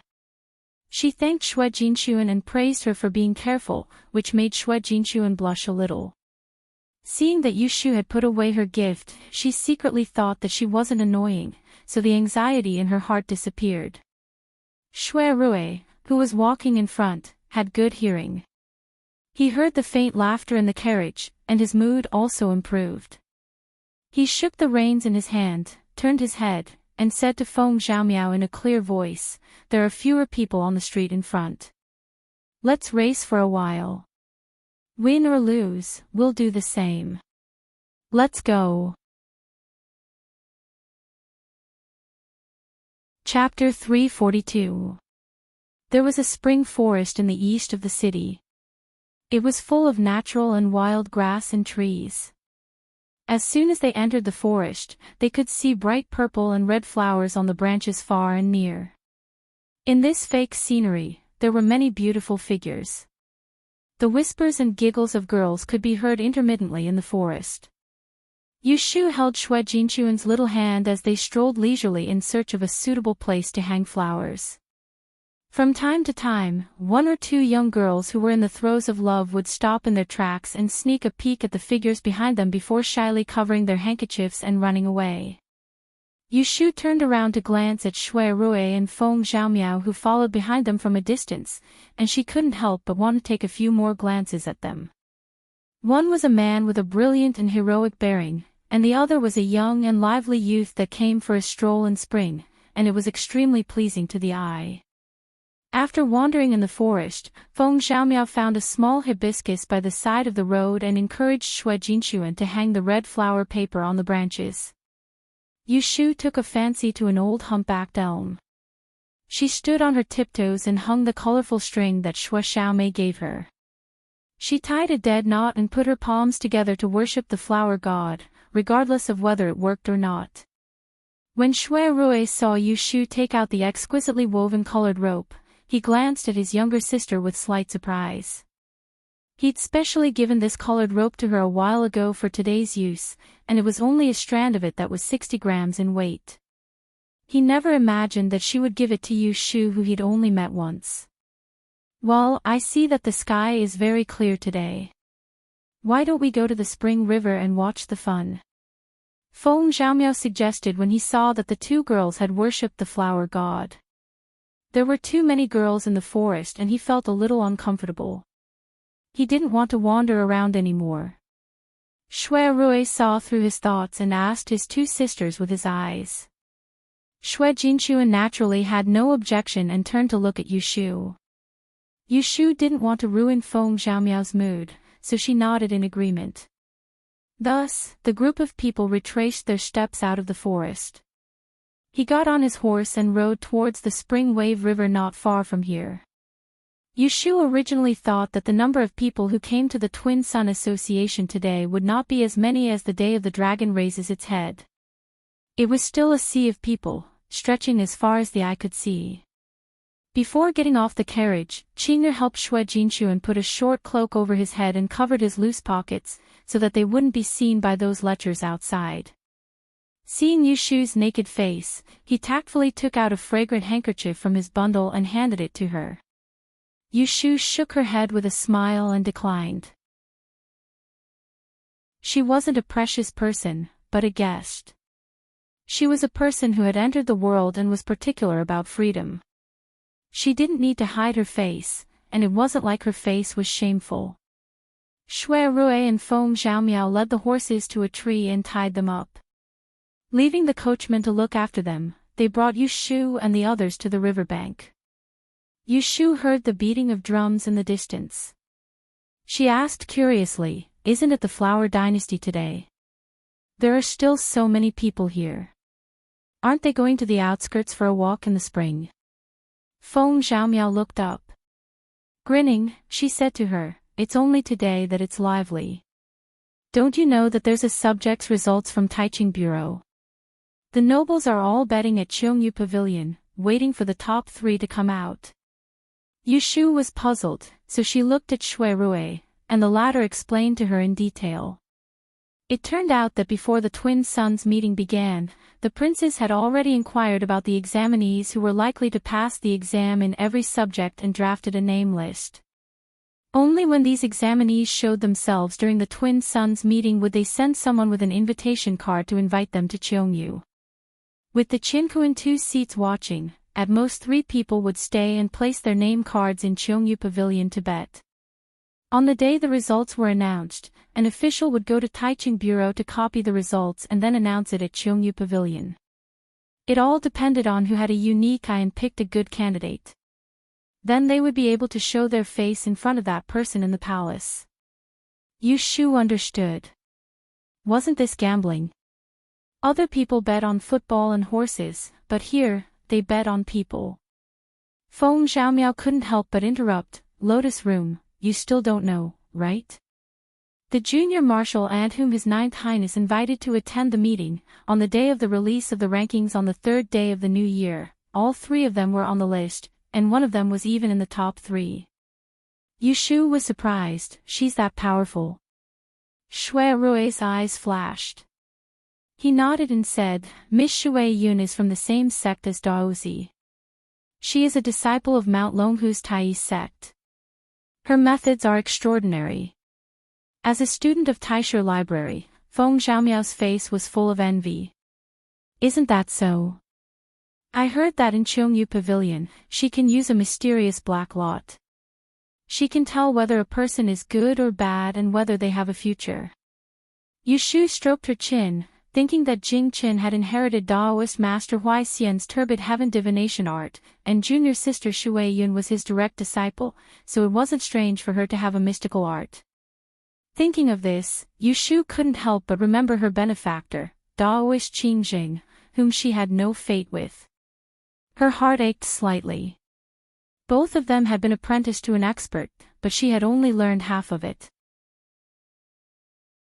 At this moment, there was a burst of cheers in front. Someone shouted, "They're coming, they're coming." The crowd suddenly rushed in one direction. Yushu didn't know what was going on. She held Xue Jinshuan tightly to prevent him from getting separated. "What's going on?" Feng Zhaomiao tiptoed and said excitedly, "The person who reported the results is coming. I'll go and see." After he finished speaking, he hurriedly leaped out. Xue Rui, on the other hand, did not move. He continued to follow by Yushu and his younger sister's side. He avoided the crowd and walked to a willow tree by the riverside before he stood still. He said to them, "We'll wait for him here. There are many people in front of us, so you two girls shouldn't push forward." Yushu nodded. She saw an artist making clay figurines and went to choose one with Xue Xiaomei. She didn't care about the situation in Qingyu Pavilion. In the evening, on the way back to the carriage, Yushu leaned against the window. She looked at Feng Zhaomiao, who was riding on a horse. Feng Zhaomiao was talking about what she saw in Qingyu Pavilion during the day. The officials copied the results and came back. They reported on the platform downstairs. There were a total of 60 people in Fengshui who were promoted. They were from the last to the first. The officials took several name cards from Qingyu Pavilion and compared them one by one. Guess what? Feng Zhaomiao suddenly raised his voice. His Ninth Highness actually came up with a number 1. At that time, Qingyu Pavilion was in an uproar. That number 1 happened to be outside the pavilion. He was invited to the platform to talk. Because only his Ninth Highness hung his name card, he became his Ninth Highness disciple on the spot according to the ancestral rules. I saw that the other nobles' eyes were red with envy. How could they not be envious? There was a test every 3 years in Dian.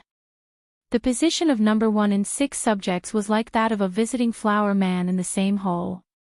As a disciple of the current dynasty, if there were no accidents, he would definitely become a celestial commissioner in the future. He would be able to openly recruit him for his own use. Wasn't this a big bargain? Yushu muttered. She guessed that this was most likely due to junior sister Shui Yun. She had to admit that the little girl was indeed capable. With a flash of inspiration, she thought of something else. Her eyebrows suddenly smiled. With a gem like Shui Yun in front of them, Ji Xingxuan, who was by Lu Hao's side, would most likely be disappointed if she wanted to use this twin sun gathering to make a name for herself. Xue Rui rode at the side. Even though there was a smile on his face, there was a hint of worry in his eyes. The group returned to Wangji Tower to rest. Before the food and wine had arrived, Xue Rui found an excuse to leave first. Before he left, he asked Feng Zhaomiao to escort Yushu and little sister Xue back. Before the sun set, the twin sun gathering on the spring river dispersed. The nobles all returned to their own residences. Those who went back to their residences, those who went to eat wine. As night fell, in Ning Wangfu, the long corridor that led to the study was silent. Bang! A heavy object fell to the ground. It startled a few wild sparrows under the eaves. Trash! Lu Hao narrowed his eyes. Stepping on the broken pieces of the vase, he glared angrily at the scout kneeling a few steps away. You can't even do a small thing. I spent so much time investigating the list, but the higher-ups don't even have a candidate for the top 3. What's the use of keeping you? It was no wonder that Lu Hao would be angry. The cleverest housewife cannot cook without rice. No matter how good Ji Xingxuan's physiognomy was, it was hard to pick a crane out of a nest of chickens. Therefore, even though he had some complaints about Ji Xingxuan, what he was most angry about was this group of incompetent subordinates. He had never placed Lu Tan's hypocritical younger brother in his eyes. But these 2 times, he had interfered and suppressed him. How could he not be angry? The scout leader was covered in cold sweat. He lowered his head and said respectfully, reporting to Wang Yi, there are too many guests participating in this year's Diyan examination. This subordinate was unable to investigate them one by one and missed some. Please forgive us, Wang Yi. You dare to quibble. Lu Hao grabbed the inkstone on the table and was about to throw it again. The middle-aged man standing to the side advised, Your Highness, please calm down. Listen to me. Lu Hao turned to look at the middle-aged man. His expression became much better. Mister, please speak. The middle-aged man muttered, Today's twin sons meeting was not only a missed opportunity for Your Highness.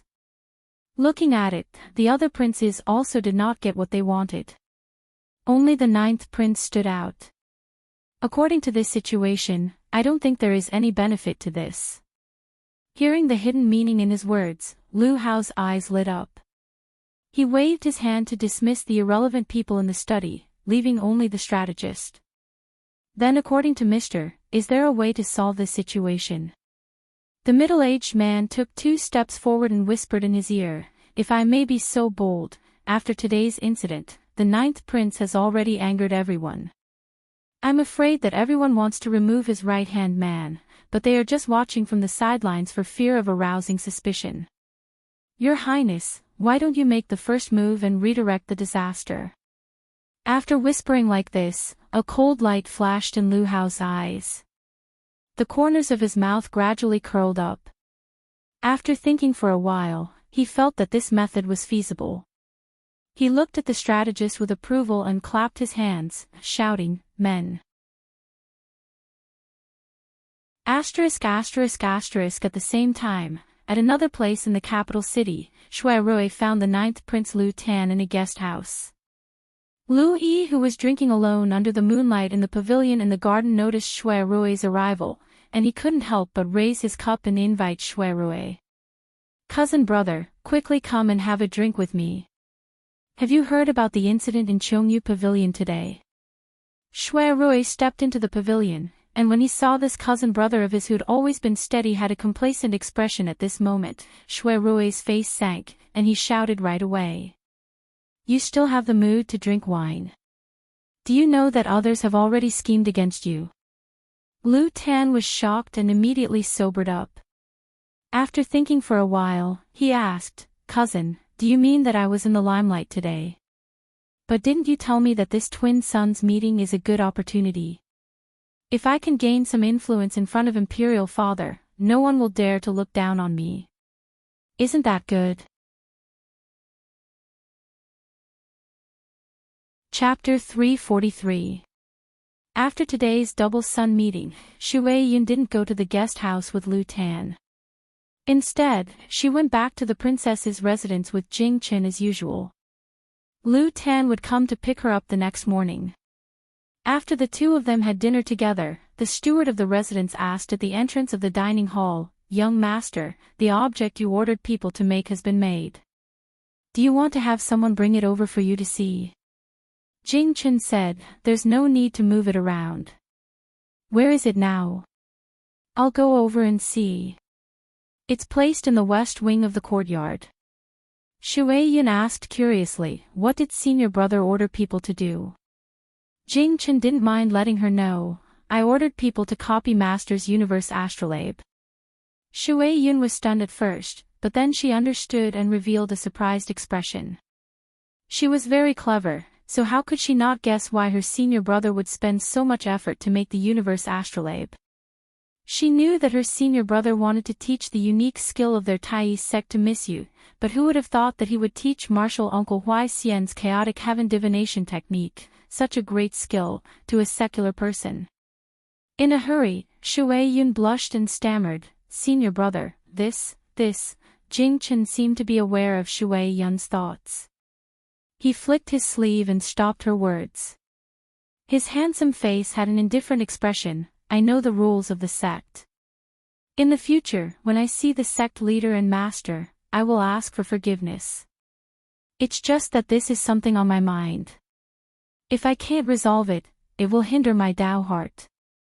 Shuai Yun swallowed her words. Although they were fellow cultivators, in terms of state of mind, she was far inferior to Jing Qin. She could only guess one or two of his thoughts. She wanted to dissuade him, but for a moment, she couldn't open her mouth. Her watery eyes turned and she avoided the important point. Since senior brother has a plan, I won't say anything more.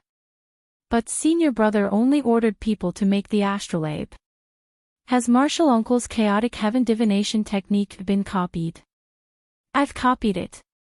Then when do you plan to find Miss Yu? I'll be free tomorrow. Shui Yun nodded and said no more. She followed Jing Chen to look at the imitation astrolabe. Although her father was a Taoist master of the Greater One sect, Martial Uncle Huai Xian was a loner. Other than his direct disciple, Jing Chen, he had never shown any respect to his disciples.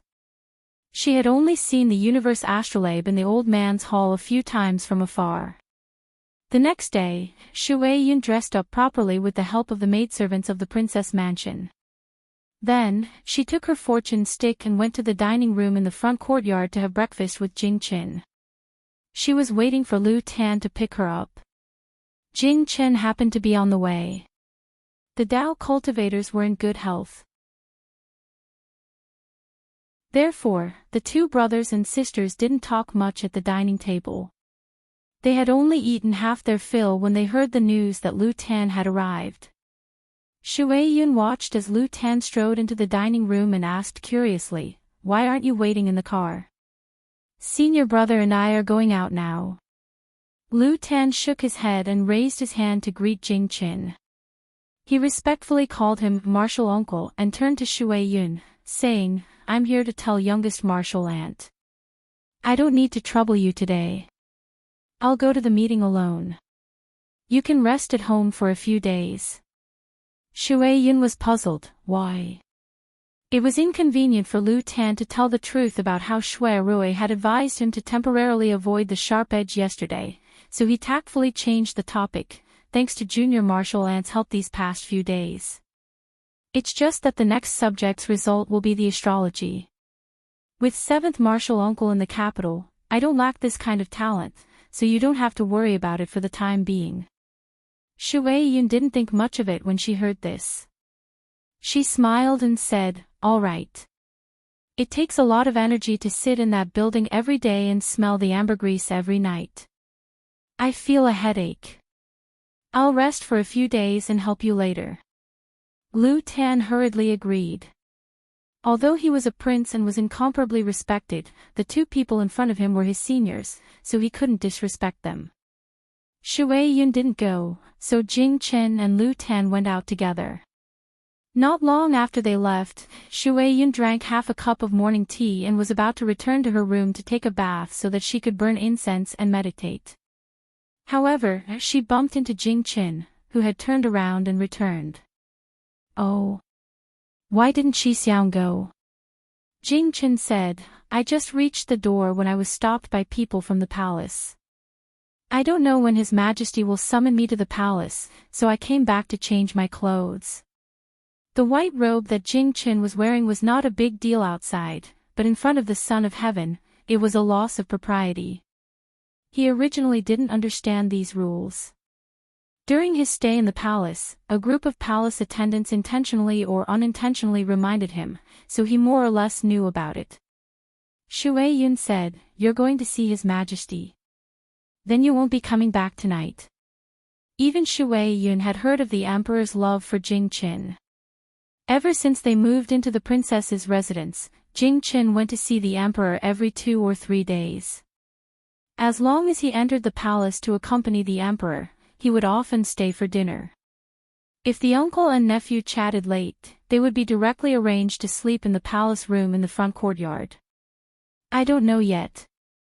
Shui Yun wanted to see Yu Shu, so she had an idea and said, Shi Xiang may not be able to leave the palace today, but it's not that I can't send something to Miss Yu. I happen to be free, so why don't I go on a trip for you?"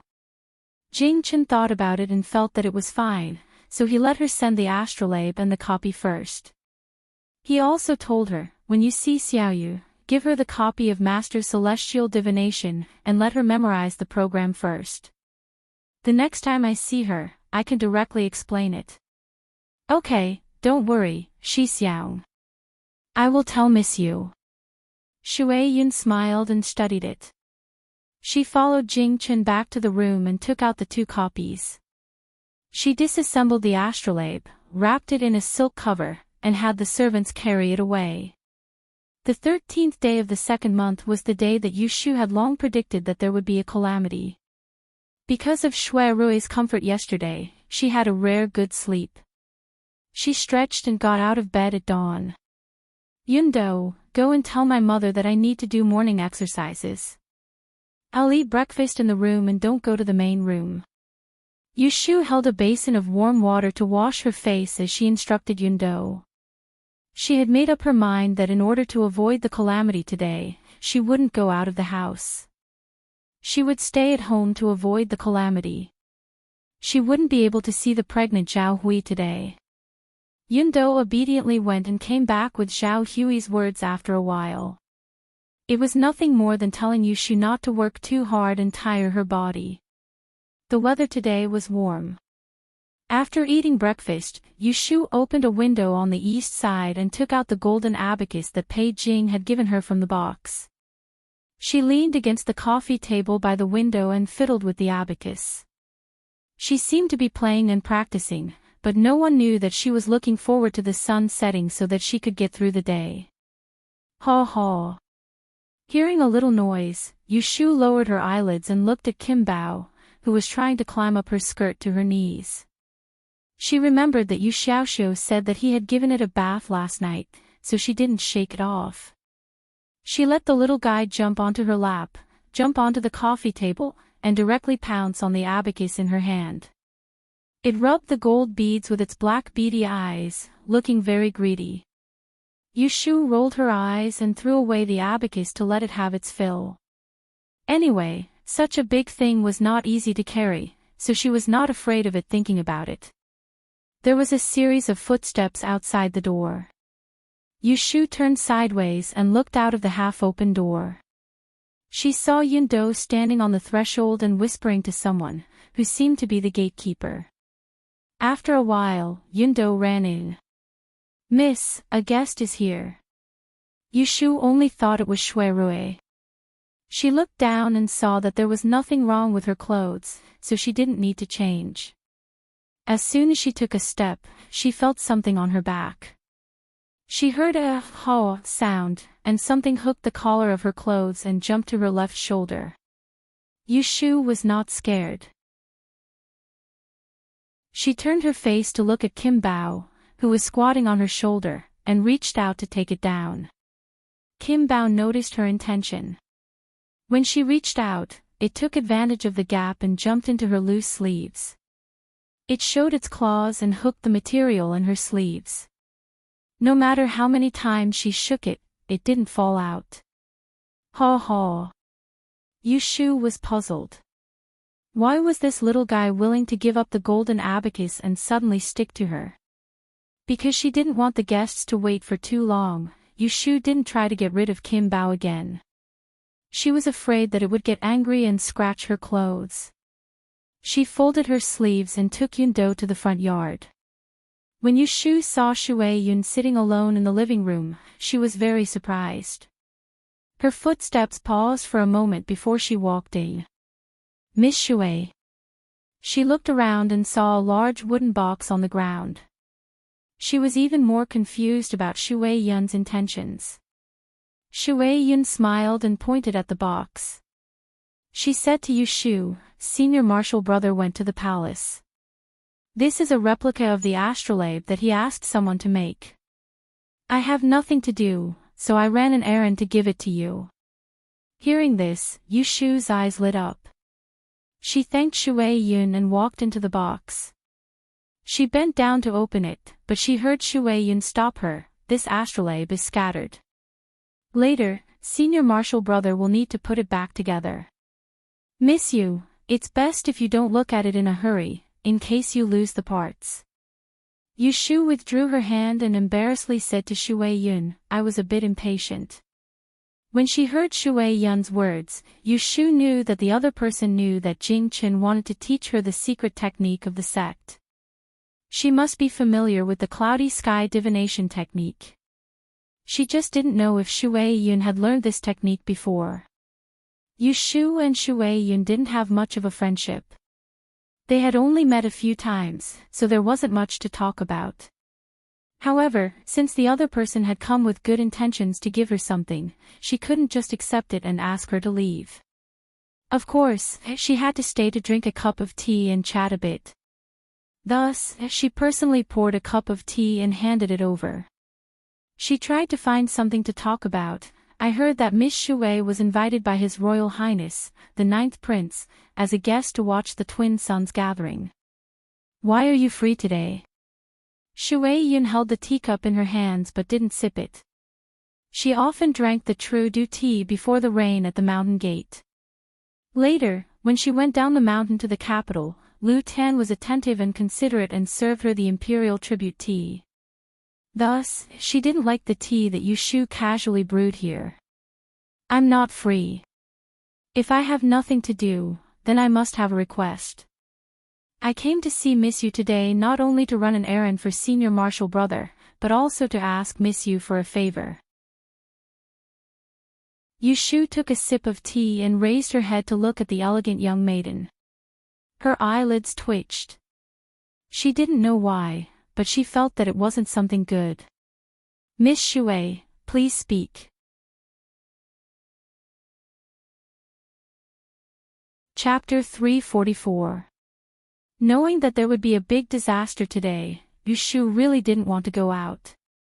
However, looking at Shui Yun's expression, it seemed that there was a secret that she wanted to talk about. It was related to Jing Chen and couldn't be heard by others, which made her curious. After hesitating for a moment, Yu Shu still felt that her life was more important, so she tactfully suggested, if Miss Shui feels that it's not convenient to talk here, why don't we talk in the bedroom in the backyard? Her suggestion was good, but Shui Yun's pair of black and white eyes looked at her deeply and said bluntly, the walls have ears. It's not that I don't believe you, but the matter of me being the senior brother is of great importance. Even he himself may not know it. What I'm telling you today must not fall into the ears of a third person, not even your family. Hearing this, Yu Shu was even more surprised. What kind of secret was it that even Jing Chen didn't know? She wasn't interested in Shui Yun's request, but she really wanted to hear this secret. To tell you the truth, it's really inconvenient for me to go out. Yu Shu hesitated and added, I calculated that there will be a disaster today, so I'm hiding at home. Why don't we talk in private another day? Shui Yun heard that it was because of Yu Shu, but she smiled and said indifferently, it's really a disaster. How can it be avoided by hiding at home? In that case, I will also have a disaster in the near future, but I'm not as careful as Mississippi. Hearing the ridicule in her words, implying that she was afraid of the slightest thing, Yu Shu curled her lips. So what if she was afraid of death? It didn't affect anyone. If Miss Yu doesn't want to talk to me, I can't force you. I was rash. As Shui Yun spoke, she suddenly stood up and was about to leave. Yu Shu hurriedly sent her off. When the two of them walked to the door, Shui Yun stopped and looked back at Yu Shu. She said with a hidden meaning, I'm willing to talk to you today, but maybe I'll regret it tomorrow. Yu Shu was stunned for a moment but quickly understood what she meant. About the secret of Jing Chen, if she didn't listen to it today, she would never have the chance to know. Yu Shu felt as if there were two mice in her heart, scratching and scratching. She opened her mouth and held back, watching Shui Yun get into the carriage and be escorted away by two guards. Wait! The carriage stopped not too far away. Shui Yun opened her eyes. Her eyes, which should have been pure and untainted, were somewhat dark and gloomy. In the end, Yu Shu couldn't resist her curiosity, so she braced herself and sat in Shui Yun's carriage. Where are we going? The carriage passed a few streets. Yu Shu sat by the window and looked out. Kim Bao, who was hanging in her sleeve, seemed to be asleep. He didn't make a sound. The soft little ball with warmth made her feel at ease. There's a tea house with a quiet environment and good soundproofing. Shui Yun's voice was pleasant to the ear. There was a gentleness in her words. Yushu couldn't help but look back at her. This girl seemed to be a year older than her. The first time they met at Forgotten Opportunity Tower, she still had some of the liveliness of a young girl in front of Jing Qin. Now that she looked carefully, there was a sense of steadiness inside and out. It was probably because her facial features weren't very beautiful. She didn't look like what Yushu had imagined. A female cultivator would have an otherworldly beauty. Why are you looking at me like that? Shui Yun met Yushu's gaze. Yushu said heartlessly, I see that Miss Shui is different from the cultivator I imagined. A cultivator shouldn't have no distracting thoughts in their heart. Based on her experience of reading countless people, this junior sister's thoughts weren't simple. Otherwise, she wouldn't have lured her out with just a few words. Shui Yun blinked. Oh. Then what do you think a cultivator should be like? Yushu said, like Jing Qin. She had seen all kinds of people, some good and some evil. But in terms of being clean from the inside out, Jing Qin was the only one. Shui Yun seemed to have guessed who Yushu would say. She didn't look surprised at all. She smiled faintly and said with pride, I can't compare with senior brother, what about him? Shui Yun didn't continue. Yushu didn't care and turned her head to continue looking at the road. After driving through another street, they actually came to the downtown area. The carriage stopped in front of a tea house. Yushu jumped out of the carriage first. Looking at the crowded and messy scene inside, she looked back at Shui Yun suspiciously. Could this place be called a quiet environment? Shui Yun didn't explain. After getting out of the carriage, she said to the two guards following the carriage, You wait for me downstairs. You don't have to follow me. The two guards were sent by Lu Tan to protect Shui Yun early in the morning. They looked very embarrassed. Miss Shui, I'm afraid this is not appropriate. If His Highness knows that we are neglecting our duties, he will definitely punish us. Shui Yun said, It's broad daylight here. There won't be any danger. Besides, I've been practicing martial arts and swordsmanship since childhood. My skills aren't inferior to yours. If something really happens, you can't stop me. The two guards looked around. It was indeed safe. Seeing Shui Yun's firm attitude, they hesitated and agreed. Then we'll wait here. If you need anything, please call us immediately. After saying that, they looked at Yushu worriedly, for fear that she would be a burden. Yushu felt depressed for a moment, then followed Shui Yun into the tea house. When they entered, they attracted the attention of many customers. Two young women coming in and out of such a crowded place without any cover on their heads could easily be thought of as having a poor upbringing. Being stared at by so many eyes, Yushu was thick-skinned enough and didn't feel unhappy. Shui Yun ignored them and called for the waiter to lead the way to the second floor. The second floor was full of small rooms. Yushu quickly discovered that Shui Yun wasn't lying. The waiter opened the door to a private room. They walked in. They could hear the noise downstairs a moment ago, but when the door was closed, it instantly quieted down. On second thought, the room was quiet and it was so chaotic downstairs. Even if someone stood outside the door to eavesdrop, it would be difficult to hear because of the noise. This was indeed a good place to talk in private. Brew a pot of your best tea. Shui Yun casually handed something to the waiter. Yushu glanced at it and secretly clicked her tongue. It was actually a golden bean the size of a peanut. Ladies, please take a seat. Please wait.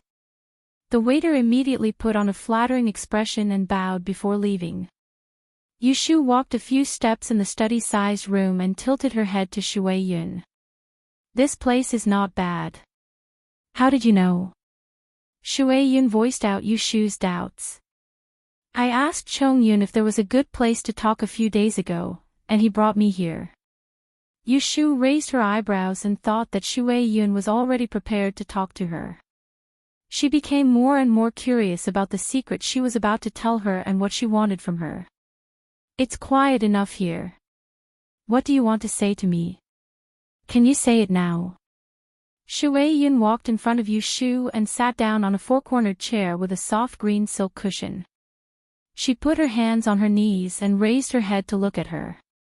After looking at her for a while, she said with a somewhat complicated expression, Senior Apprentice Brother's destiny is to rush to K-Star.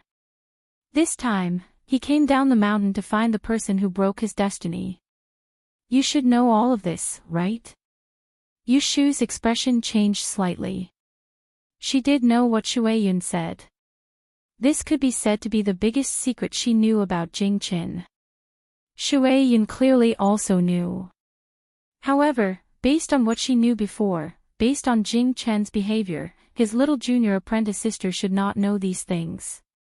Yu Shu immediately became cautious. She was afraid that Shui Yun was saying this to trick her, so she kept her mouth shut and frowned at her. Chapter 345. Yu Shu vaguely saw her confused face from Shui Yun's faint pupils. Her throat moved up and down before she heard her own voice, great in disaster. What do you mean? Shui Yun sighed and said, do you know why my senior brother was sent to my Tai East sect to be raised? Didn't the emperor announce to the world that Jing Qin inherited his mother's will to worship the three pure ones patriarchs and pray for the people of Duan, so he was sent to cultivate? This was the official statement. Yu Shu only wanted to know some things from Shui Yun, but she didn't want to be foolishly tricked by her, so she answered perfunctorily. In fact, the real reason, Jing Chen had told her in the grove. Who knew that Shui Yun could see through her? You don't have to hide it from me. I know my senior brother's character very well. He disdains lying. You saved him on the way, and he has gone through thick and thin with you. He trusts you, so he will not deceive you. If I'm not mistaken, he should have told you everything about his life as soon as he regained his memory, including the fact that the an imperial family sent him to Mount Longhu to protect his life more than 10 years ago because K-Star didn't rise early. With her words so accurate, Yu Shu awkwardly cleared her throat and whispered, since you know, why are you asking me? Shui Yun smiled faintly, I just want you to understand that I know everything you know. I don't need to lie to you. Moreover, what I want to tell you today is something you don't know. Yu Shu nodded and let down half of her guard. Her legs were sore from standing and talking, so she took 2 steps back and sat on the chair opposite Shui Yun. She asked, you haven't told me, what is the meaning of great and disaster? Disaster, it sounded inauspicious. Once this disaster is mentioned, it involves a lot of things. I can't tell you the specifics. Shui Yun frowned slightly, you only need to know my senior brother's fate. It is inextricably linked to the rise and fall of the Han dynasty, so the Dan imperial family must not let him die early. More than 10 years ago, with the agreement with my sect's grand elder, the sect leader and several elders changed his fate. Only then did they save senior brother. Miss Shui really likes to joke. With a hollow laugh, Yu Shu managed to maintain her composure on the surface, but her heart was in turmoil. She thought to herself that if what Shui Yun said was true, then she had really heard a great secret. A person's fate could affect the rise and fall of a country. Logically speaking, this statement was clearly groundless. If it was the true dragon son of heaven, the life and death of an emperor could indeed shake the imperial court. However, Jing Chen was just the son of a princess in an dynasty. He didn't have any power in his hands. How could his fate affect the entire imperial court? Shui Yun looked at Yu Shu's face of disbelief and did not intend to explain. He said coldly, this is the heavenly Tao. It's up to you whether you believe it or not. Yu Shu was deep in thought. She stared at Shui Yun's delicate and pretty face, trying to discern the slightest trace of guilt or nonsense. However, it was all in vain. Shui Yun's gaze was at the same level as hers. She didn't evade or blink and was extremely magnanimous. Regardless of whether what you said is true or false, what is your purpose in telling me this secret? Shui Yun said, as I said, I have a favor to ask of you. Yu Shu's intuition told her that it wasn't something good. To be honest, she had already begun to regret going out with Shui Yun. She heard another secret that she didn't know was true or false. She made up her mind that no matter what Shui Yun asked of her later, she couldn't easily agree. Go ahead, I'm listening. Shui Yun lightly pursed her lips and suddenly stood up from the chair. She raised her hand and bowed to Yu Shu. She solemnly said, I want to ask Miss Yu not to have any contact with my senior brother in the future.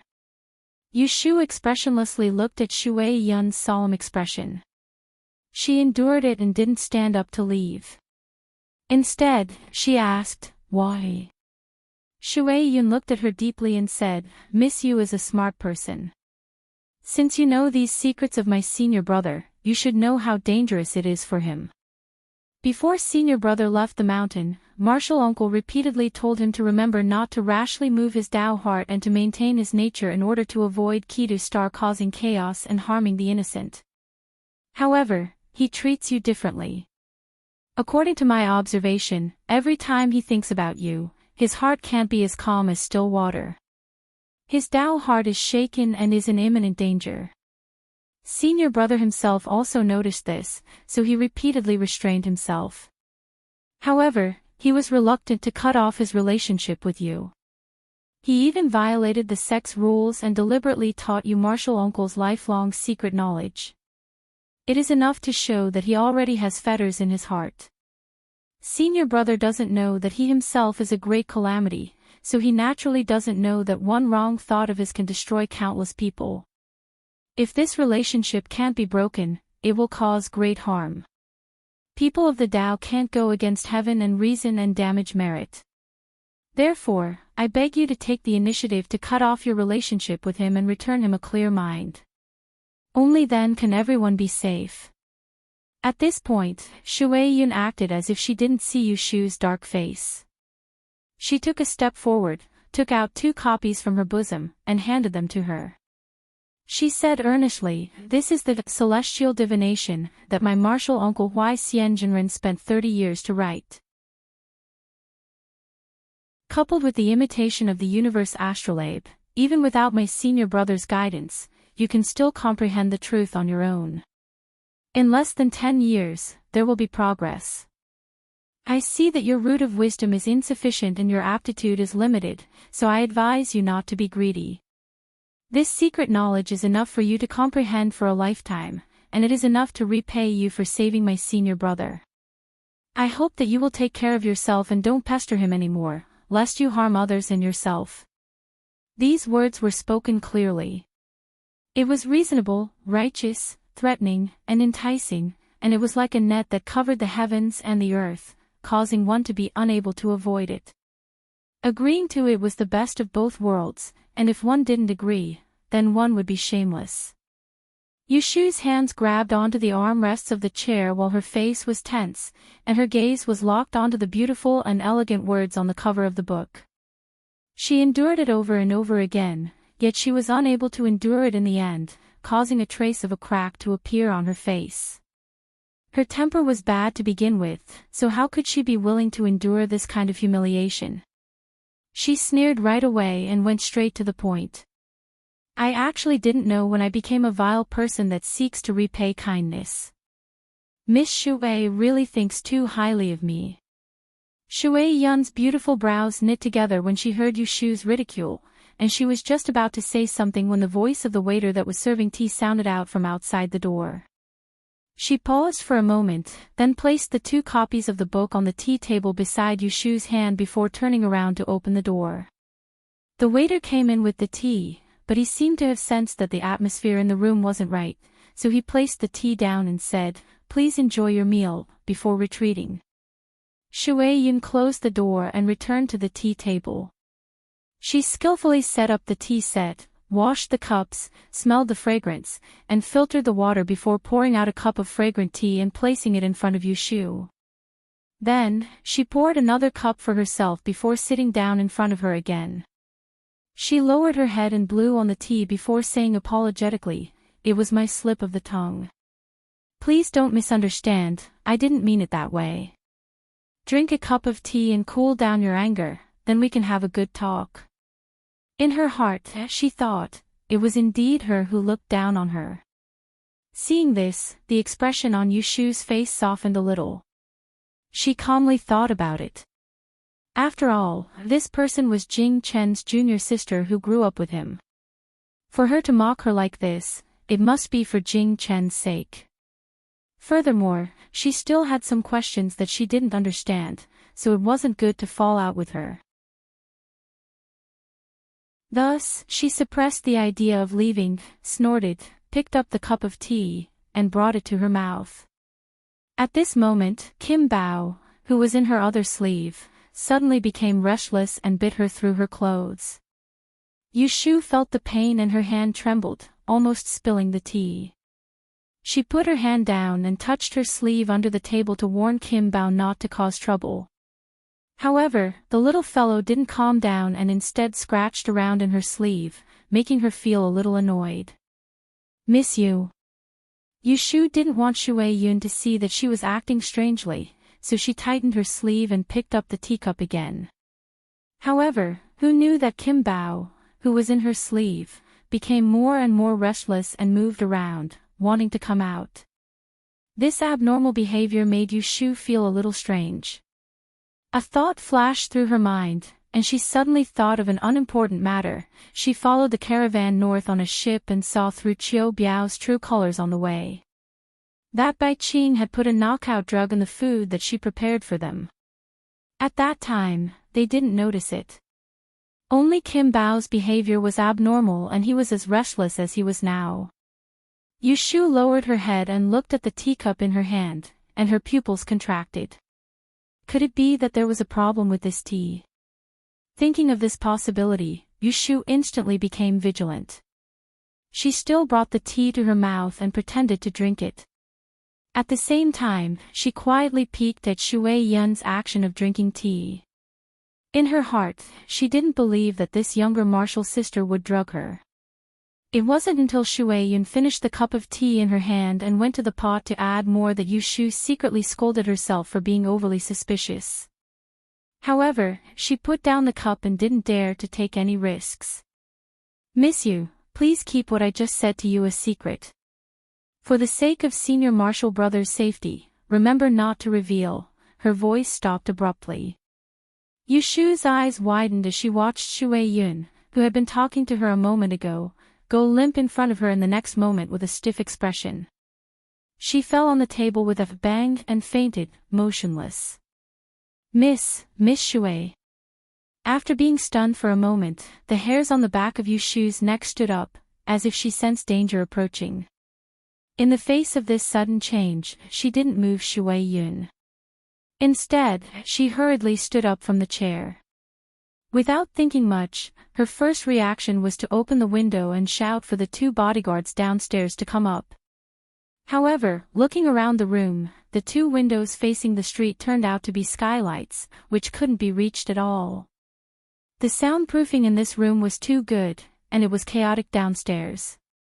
Even if she went out and stood in the corridor and shouted for help, no one might be able to hear her. Yushu looked at the door of the room 20 feet away, and then turned back to look at Shui Yun, who had fainted on the table. Her heart swayed. If she ran down and shouted for help, it was difficult to guarantee that Shui Yun wouldn't be in danger. However, if she carried Shui Yun along, she was afraid that she would miss the opportunity to escape. She might be stopped when she went out. Damn it! Yushu took 2 steps forward and then turned back. She gritted her teeth and dragged Shui Yun out of the chair. She struggled to carry Shui Yun on her back. She glanced at the 2 manuscripts on the table from the corner of her eyes. She grabbed them and put them in her bosom. Carrying a person on her back, she rushed to the door and listened for any movements. She took a deep breath, kicked the door open, and jumped out. She was a step too slow. As soon as she stepped out of the door, she bumped into the people squatting outside the door. Her head hit the wall, and she fell backward. With a scream, she fell into a ball with Shui Yun. Ah! Yushu lay on her back on the ground with the back of her head hitting the ground. She saw stars and was dizzy. She saw 2 men carrying sacks outside the door, and they were obviously shocked. Why is there still one awake?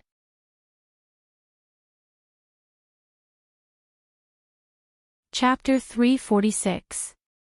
Shui Rui went to the Supreme Court early in the morning. Thinking that there was nothing important, he excused himself and went back home to change into his official clothes. He took out a wooden box from the secret compartment at the head of the bed and hid it in his clothes. Then he asked Lao Chui to drive the carriage to the west of the city to find Yushu. Shui Rui knew that Yushu would not go out today and would stay at home to avoid trouble. So when they went out for a walk yesterday, he didn't tell Yushu that he would come to find her today. But when he arrived at He Mansion, he didn't see her. "Mr. Shui, our young miss is not here. She went out." Yundo, Yushu's maid, stood at the door and told him. Shui Rui was surprised. He hurriedly asked about Yushu's whereabouts. "Do you know where she went?" "It's the young miss who came with young Master Jing. She came to give something to young miss. The 2 of them went out together. I don't know where they went." "With Jing Qin." "Shui Yun." Shui Rui was very confused.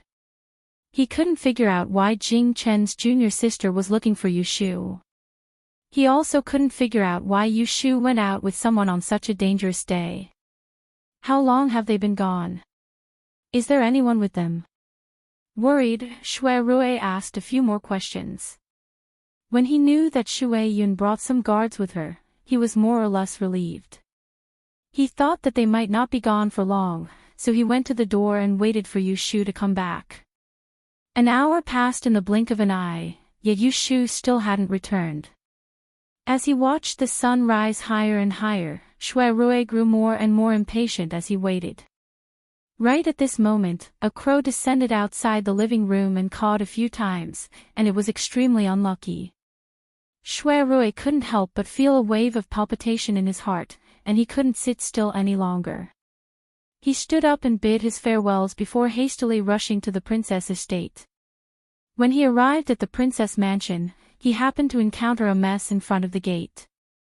7 or 8 guards were gathered together like headless flies, all of them looking nervous. Shui Rui got out of the car and vaguely heard the words "disappeared" and "can't be found." His intuition told him that something was wrong. He quickly stepped forward and asked with a straight face, "What are you all crowding around here for?" Some of the guards in the princess mansion recognized the eldest son of the Shui family. One of them immediately stepped forward and answered, reporting to Mr. Shui, "Miss Shui from our mansion has disappeared.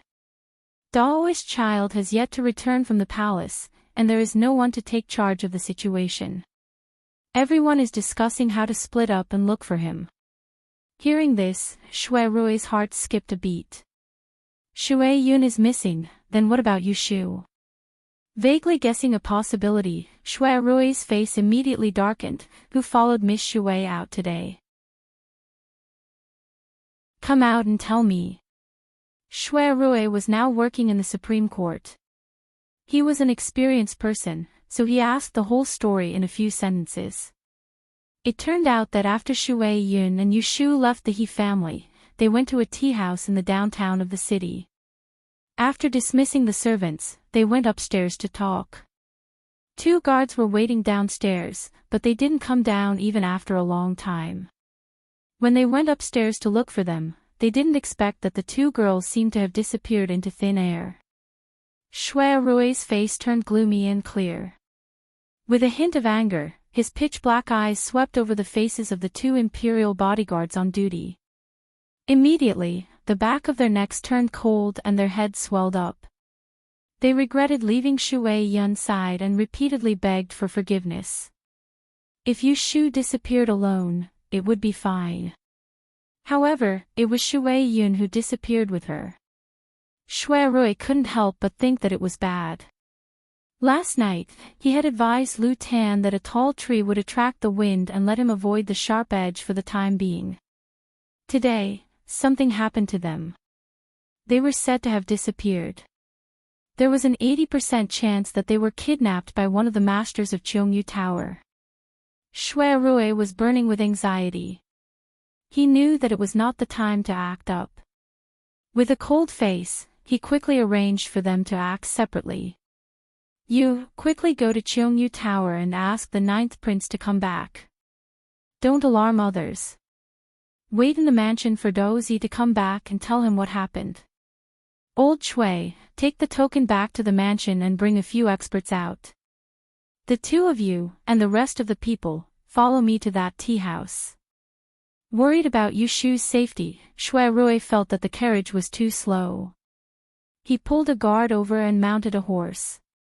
Then, he brought 4 or 5 people and galloped to the downtown area. Shui Rui found the tea house with his men and showed them the Supreme Court's token. Without saying anything, he ordered his men to seal the tea house. He also sent 2 men to guard the front and back doors. He flashed a few shiny sabers. He didn't let any of the guests and odd job workers in the tea house escape. He led the guard who had followed Shui Yun this morning into the tea house. The shopkeeper nodded and bowed as he led the way up to the 2nd floor. The 2 guards were not stupid. When they realized that the 2 people had disappeared, they asked the shopkeeper to lock the tea house. No one was allowed to enter. Therefore, the tea house was still the same as when Shui Yun and Yu Shu had left. Shui Rui had investigated many cases, so he had a lot of means. After checking the tea house for a week, he found that there was something wrong with the cold tea on the table. He immediately asked someone to catch a rooster from the kitchen and drink it. After drinking the cold tea, the rooster staggered for 2 steps, then fell to the ground and fainted. Shui Rui's face was as ugly as it could be. He slammed his palm on the tea house heavily, showing his official power. The shopkeeper and the waiter were so scared that they immediately knelt down and begged for mercy. Your Excellency, please investigate clearly. How could there be something wrong with the tea? Our tea house is clean and has never done anything against reason and nature. Someone must have framed us. The guard kicked the waiter to the ground. Shui Rui ignored him. He pressed his hand on the table and stared at the 2 cups of tea. From the position of the tea set, he found some clues. The tea was poured by the person sitting on the right. Only 1 cup of water was missing from the teapot. The cup on the right on the table was empty. However, the cup he fed the rooster just now was not much empty. The cup was clean and there were no tea stains on the rim. Obviously, the person who poured the tea knew the tea etiquette very well. It must not be Yu Shu. Shui Rui racked his brains, and it wasn't long before he came to a conclusion that he didn't know whether he should be happy or angry. That little girl, Yu Shu, has never drunk this tea that was drugged. Shui Rui looked around the room and didn't find any traces of struggle. He frowned in confusion. While speculating, he slowly walked to the door and squatted down. With the light coming in from the skylight, he wiped the floor in front of the door and found that a layer of dust was gone. He then turned around and looked at the high windows in the room. A sharp light flashed in his eyes. He had a general idea in his mind. He gritted his teeth and cursed secretly, this troublesome girl, when did she learn to be so kind? Young master, I have brought some people here. Lao Chui stood at the door and reported to Shui Rui. Shui Rui stood up and pointed at the shopkeeper and the waiter on the ground. He said in a deep voice, take them away and interrogate them. Leave some people in the tea house to check the customers. Send some people to the back door to see where it leads to. Ask if there are any carriages or sedans passing by. Go now. Yes, Your Excellency. Yu Shu and Shui Yun were taken away, tied up, put in a sack, and sent away from the back door of the tea house. Unlike Shui Yun, who was unconscious, Yu Shu fainted when she bumped into the two strange men at the door. She knew that she was no match for them, so she bit the tip of her tongue all the way to a carriage. She smelled the stench, but obviously she didn't throw up. The sack couldn't see the light, so Yu Shu didn't dare to move. She touched Kim Bao, who was curled up in her sleeve, and pricked up her ears to listen to the movements outside. However, the driver was very cautious and didn't talk, so she couldn't pry. In this current situation, after the panic, Yu Shu became much more clear-headed due to the stench. She calmed down a little and was able to think. Drugging the tea, it was obvious that the other party had planned this beforehand and was well prepared. They were definitely not human traffickers. So, the other party didn't come for her, but for Shui Yun. The first thing that came to Yu Shu's mind was that she had offended the 11th prince at the princess residence's banquet. However, she wasn't so sure after thinking about it. Shui Rui had once guaranteed her that Lu Hao and Lu Yi wouldn't do anything to her. Why would they want to capture her out of nowhere? Moreover, they even dragged Shui Yun along. Capturing her was not a big deal. After all, she was just a prostitute, and it was pointless to kill her. But Shui Yun was different. She was a disciple of Mount Longhu's Tai sect. She was Jing Chen's junior sister and the 9th Prince Lu Tan's martial aunt. Recently, she had been in the limelight at the Double Suns meeting. Capturing her was like poking the hornet's nest. If the target was her from the beginning, they should have picked a time when she was alone. Why did they have to catch her with Shui Yun? Yu Shu thought about it and still felt that it was more likely that the other party was targeting Shui Yun, and she was just the unlucky one incidentally. The carriage didn't move smoothly, swaying back and forth. Behind her, she could bump into another sack, knowing that Shui Yun was inside. She was angry and hateful. It was really a blessing, not a curse, and if it was a curse, she couldn't avoid it. She could only blame her curiosity. She didn't hide at home and actually ran into the muzzle of a gun. But fortunately, Shui Yun was caught, and someone would be anxious to find her. Presumably, by now, Jing Chen and Lu Ten already knew that they were missing and would definitely send people to rescue them. Yu Shu's heart calmed down a little, but the back of her head hurt. She closed her eyes for a while, then opened them again. She blamed herself for entrusting her own safety to others. The more she lived, the more she regressed. Immediately, he mustered all of his energy and thought of a way to escape. On the 13th day of the 2nd month, the wind was gentle and the sun was bright. In Cheongyu Tower, the princes were all seated. Looking around, only the 9th prince, Lu Tan, was missing a seat. When someone asked in the morning, Lu Tan only said that She had caught a cold yesterday and was bedridden. When the other princes heard this, they said a few words of concern on the surface, but in reality, they were sneering behind their backs, secretly thinking that Lu Tan was still tactful. When it was almost noon, the competition below the stage temporarily stopped. Everyone was planning to enter the tower to eat when a guard holding a waste token walked to the corridor with his head lowered. He moved in front of Lu Tan and whispered a few words. Lu Tan's expression changed instantly. Excellent Prince Lu Si was walking beside him and asked when he saw him, "What happened to 11th younger brother?" Hearing this, Ning Wang, Lu Du and the others also turned to look at Lu Tan. Lu Tan forced a smile and held his forehead. "I had a cold wind in the morning and now have a headache. I don't think there will be anything interesting in the afternoon. I will go back and rest first." The princes who were older than him said a few symbolic words of concern and let him go.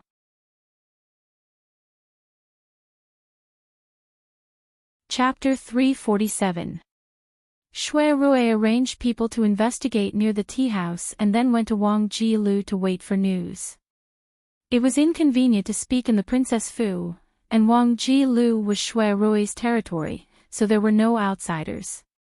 When Lu Tan heard the news, he rushed over and was led to the elegant room. As soon as he entered the door, he asked eagerly, "Brother Rui, why is my Xiao Shirgu missing? Have you sent people to look for her?" Shui Rui held a cup of tea in his hand and shook his head without taking a sip. He said, "I have already sent people to investigate. Don't be impatient, sit down and listen to me." When Lu Tan came, he was sweating profusely, but when he saw Shui Rui's calm appearance, he calmed down a little and sat down next to him.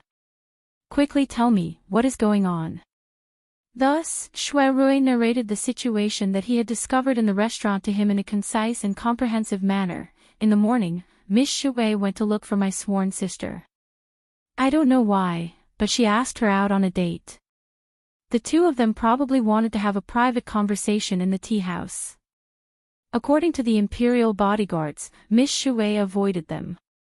The two of them went up to the second floor for less than an hour, but when the imperial bodyguards went upstairs to look for them, they had already disappeared without a trace. I went to see. The tea they drank was spiked with a strong knockout drug. Even martial artists would find it difficult to resist. Miss Shui drank this tea, so she did not have the strength to resist and was taken away."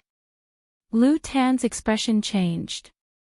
His left hand on the table clenched into a fist. He was so angry that he laughed. "I'm afraid this is the doing of one of my brothers." After saying that, he was annoyed and slammed the table, saying in a low voice, "It's all my carelessness. I thought that they did not dare to do anything serious, so I did not send more people to protect Xiao Shirgu. Now that she has been taken away, if anything happens to her, even 10,000 deaths cannot absolve me." When Shui Rui saw him blaming himself, he was also very regretful. If he had gone to find Yushu earlier in the morning, he could have stopped her at home and escaped this disaster. "Calm down first. The most important thing now is to find them," Shui Rui speculated hesitantly. "I'm afraid that if we delay too long, they'll be in trouble." "How can that be?" Lu Tan was startled. "If Xiao Shirgu is really captured by one of them, she won't be able to help me at the Shuangyang meeting. At most, she will be locked up for a while, but her life shouldn't be in danger. Otherwise, wouldn't this matter be blown up? Aren't they afraid that I'll report this to Imperial Father?" Hearing his naive thoughts, Shui Rui smiled bitterly. "Your Highness, have you ever thought about how His Majesty would view you if you reported this to His Majesty?" Lu Tan's face turned cold.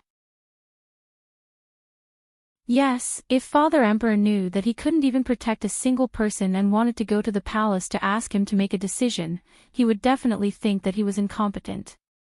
Shui Rui continued. "Moreover, they picked this time to make a move against Miss Shui, so they surely have the intention of throwing our attention away. I'm only afraid that in the end, the person they uncover isn't the person we're looking for." Lu Tan was bewildered. "What do you mean?" "Shift the blame to others." Shui Rui's eyes turned sharp. Lu Tan's heart sank. His back was covered in a layer of cold sweat.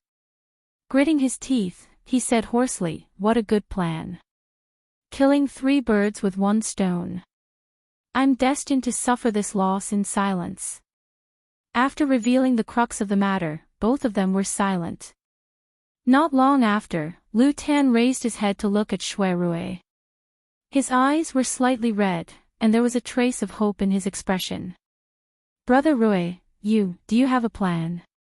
Shui Rui glanced at him and sighed to himself that he was still a young man who had yet to experience hardships in the end, and he lightly tapped his knees with his fingers.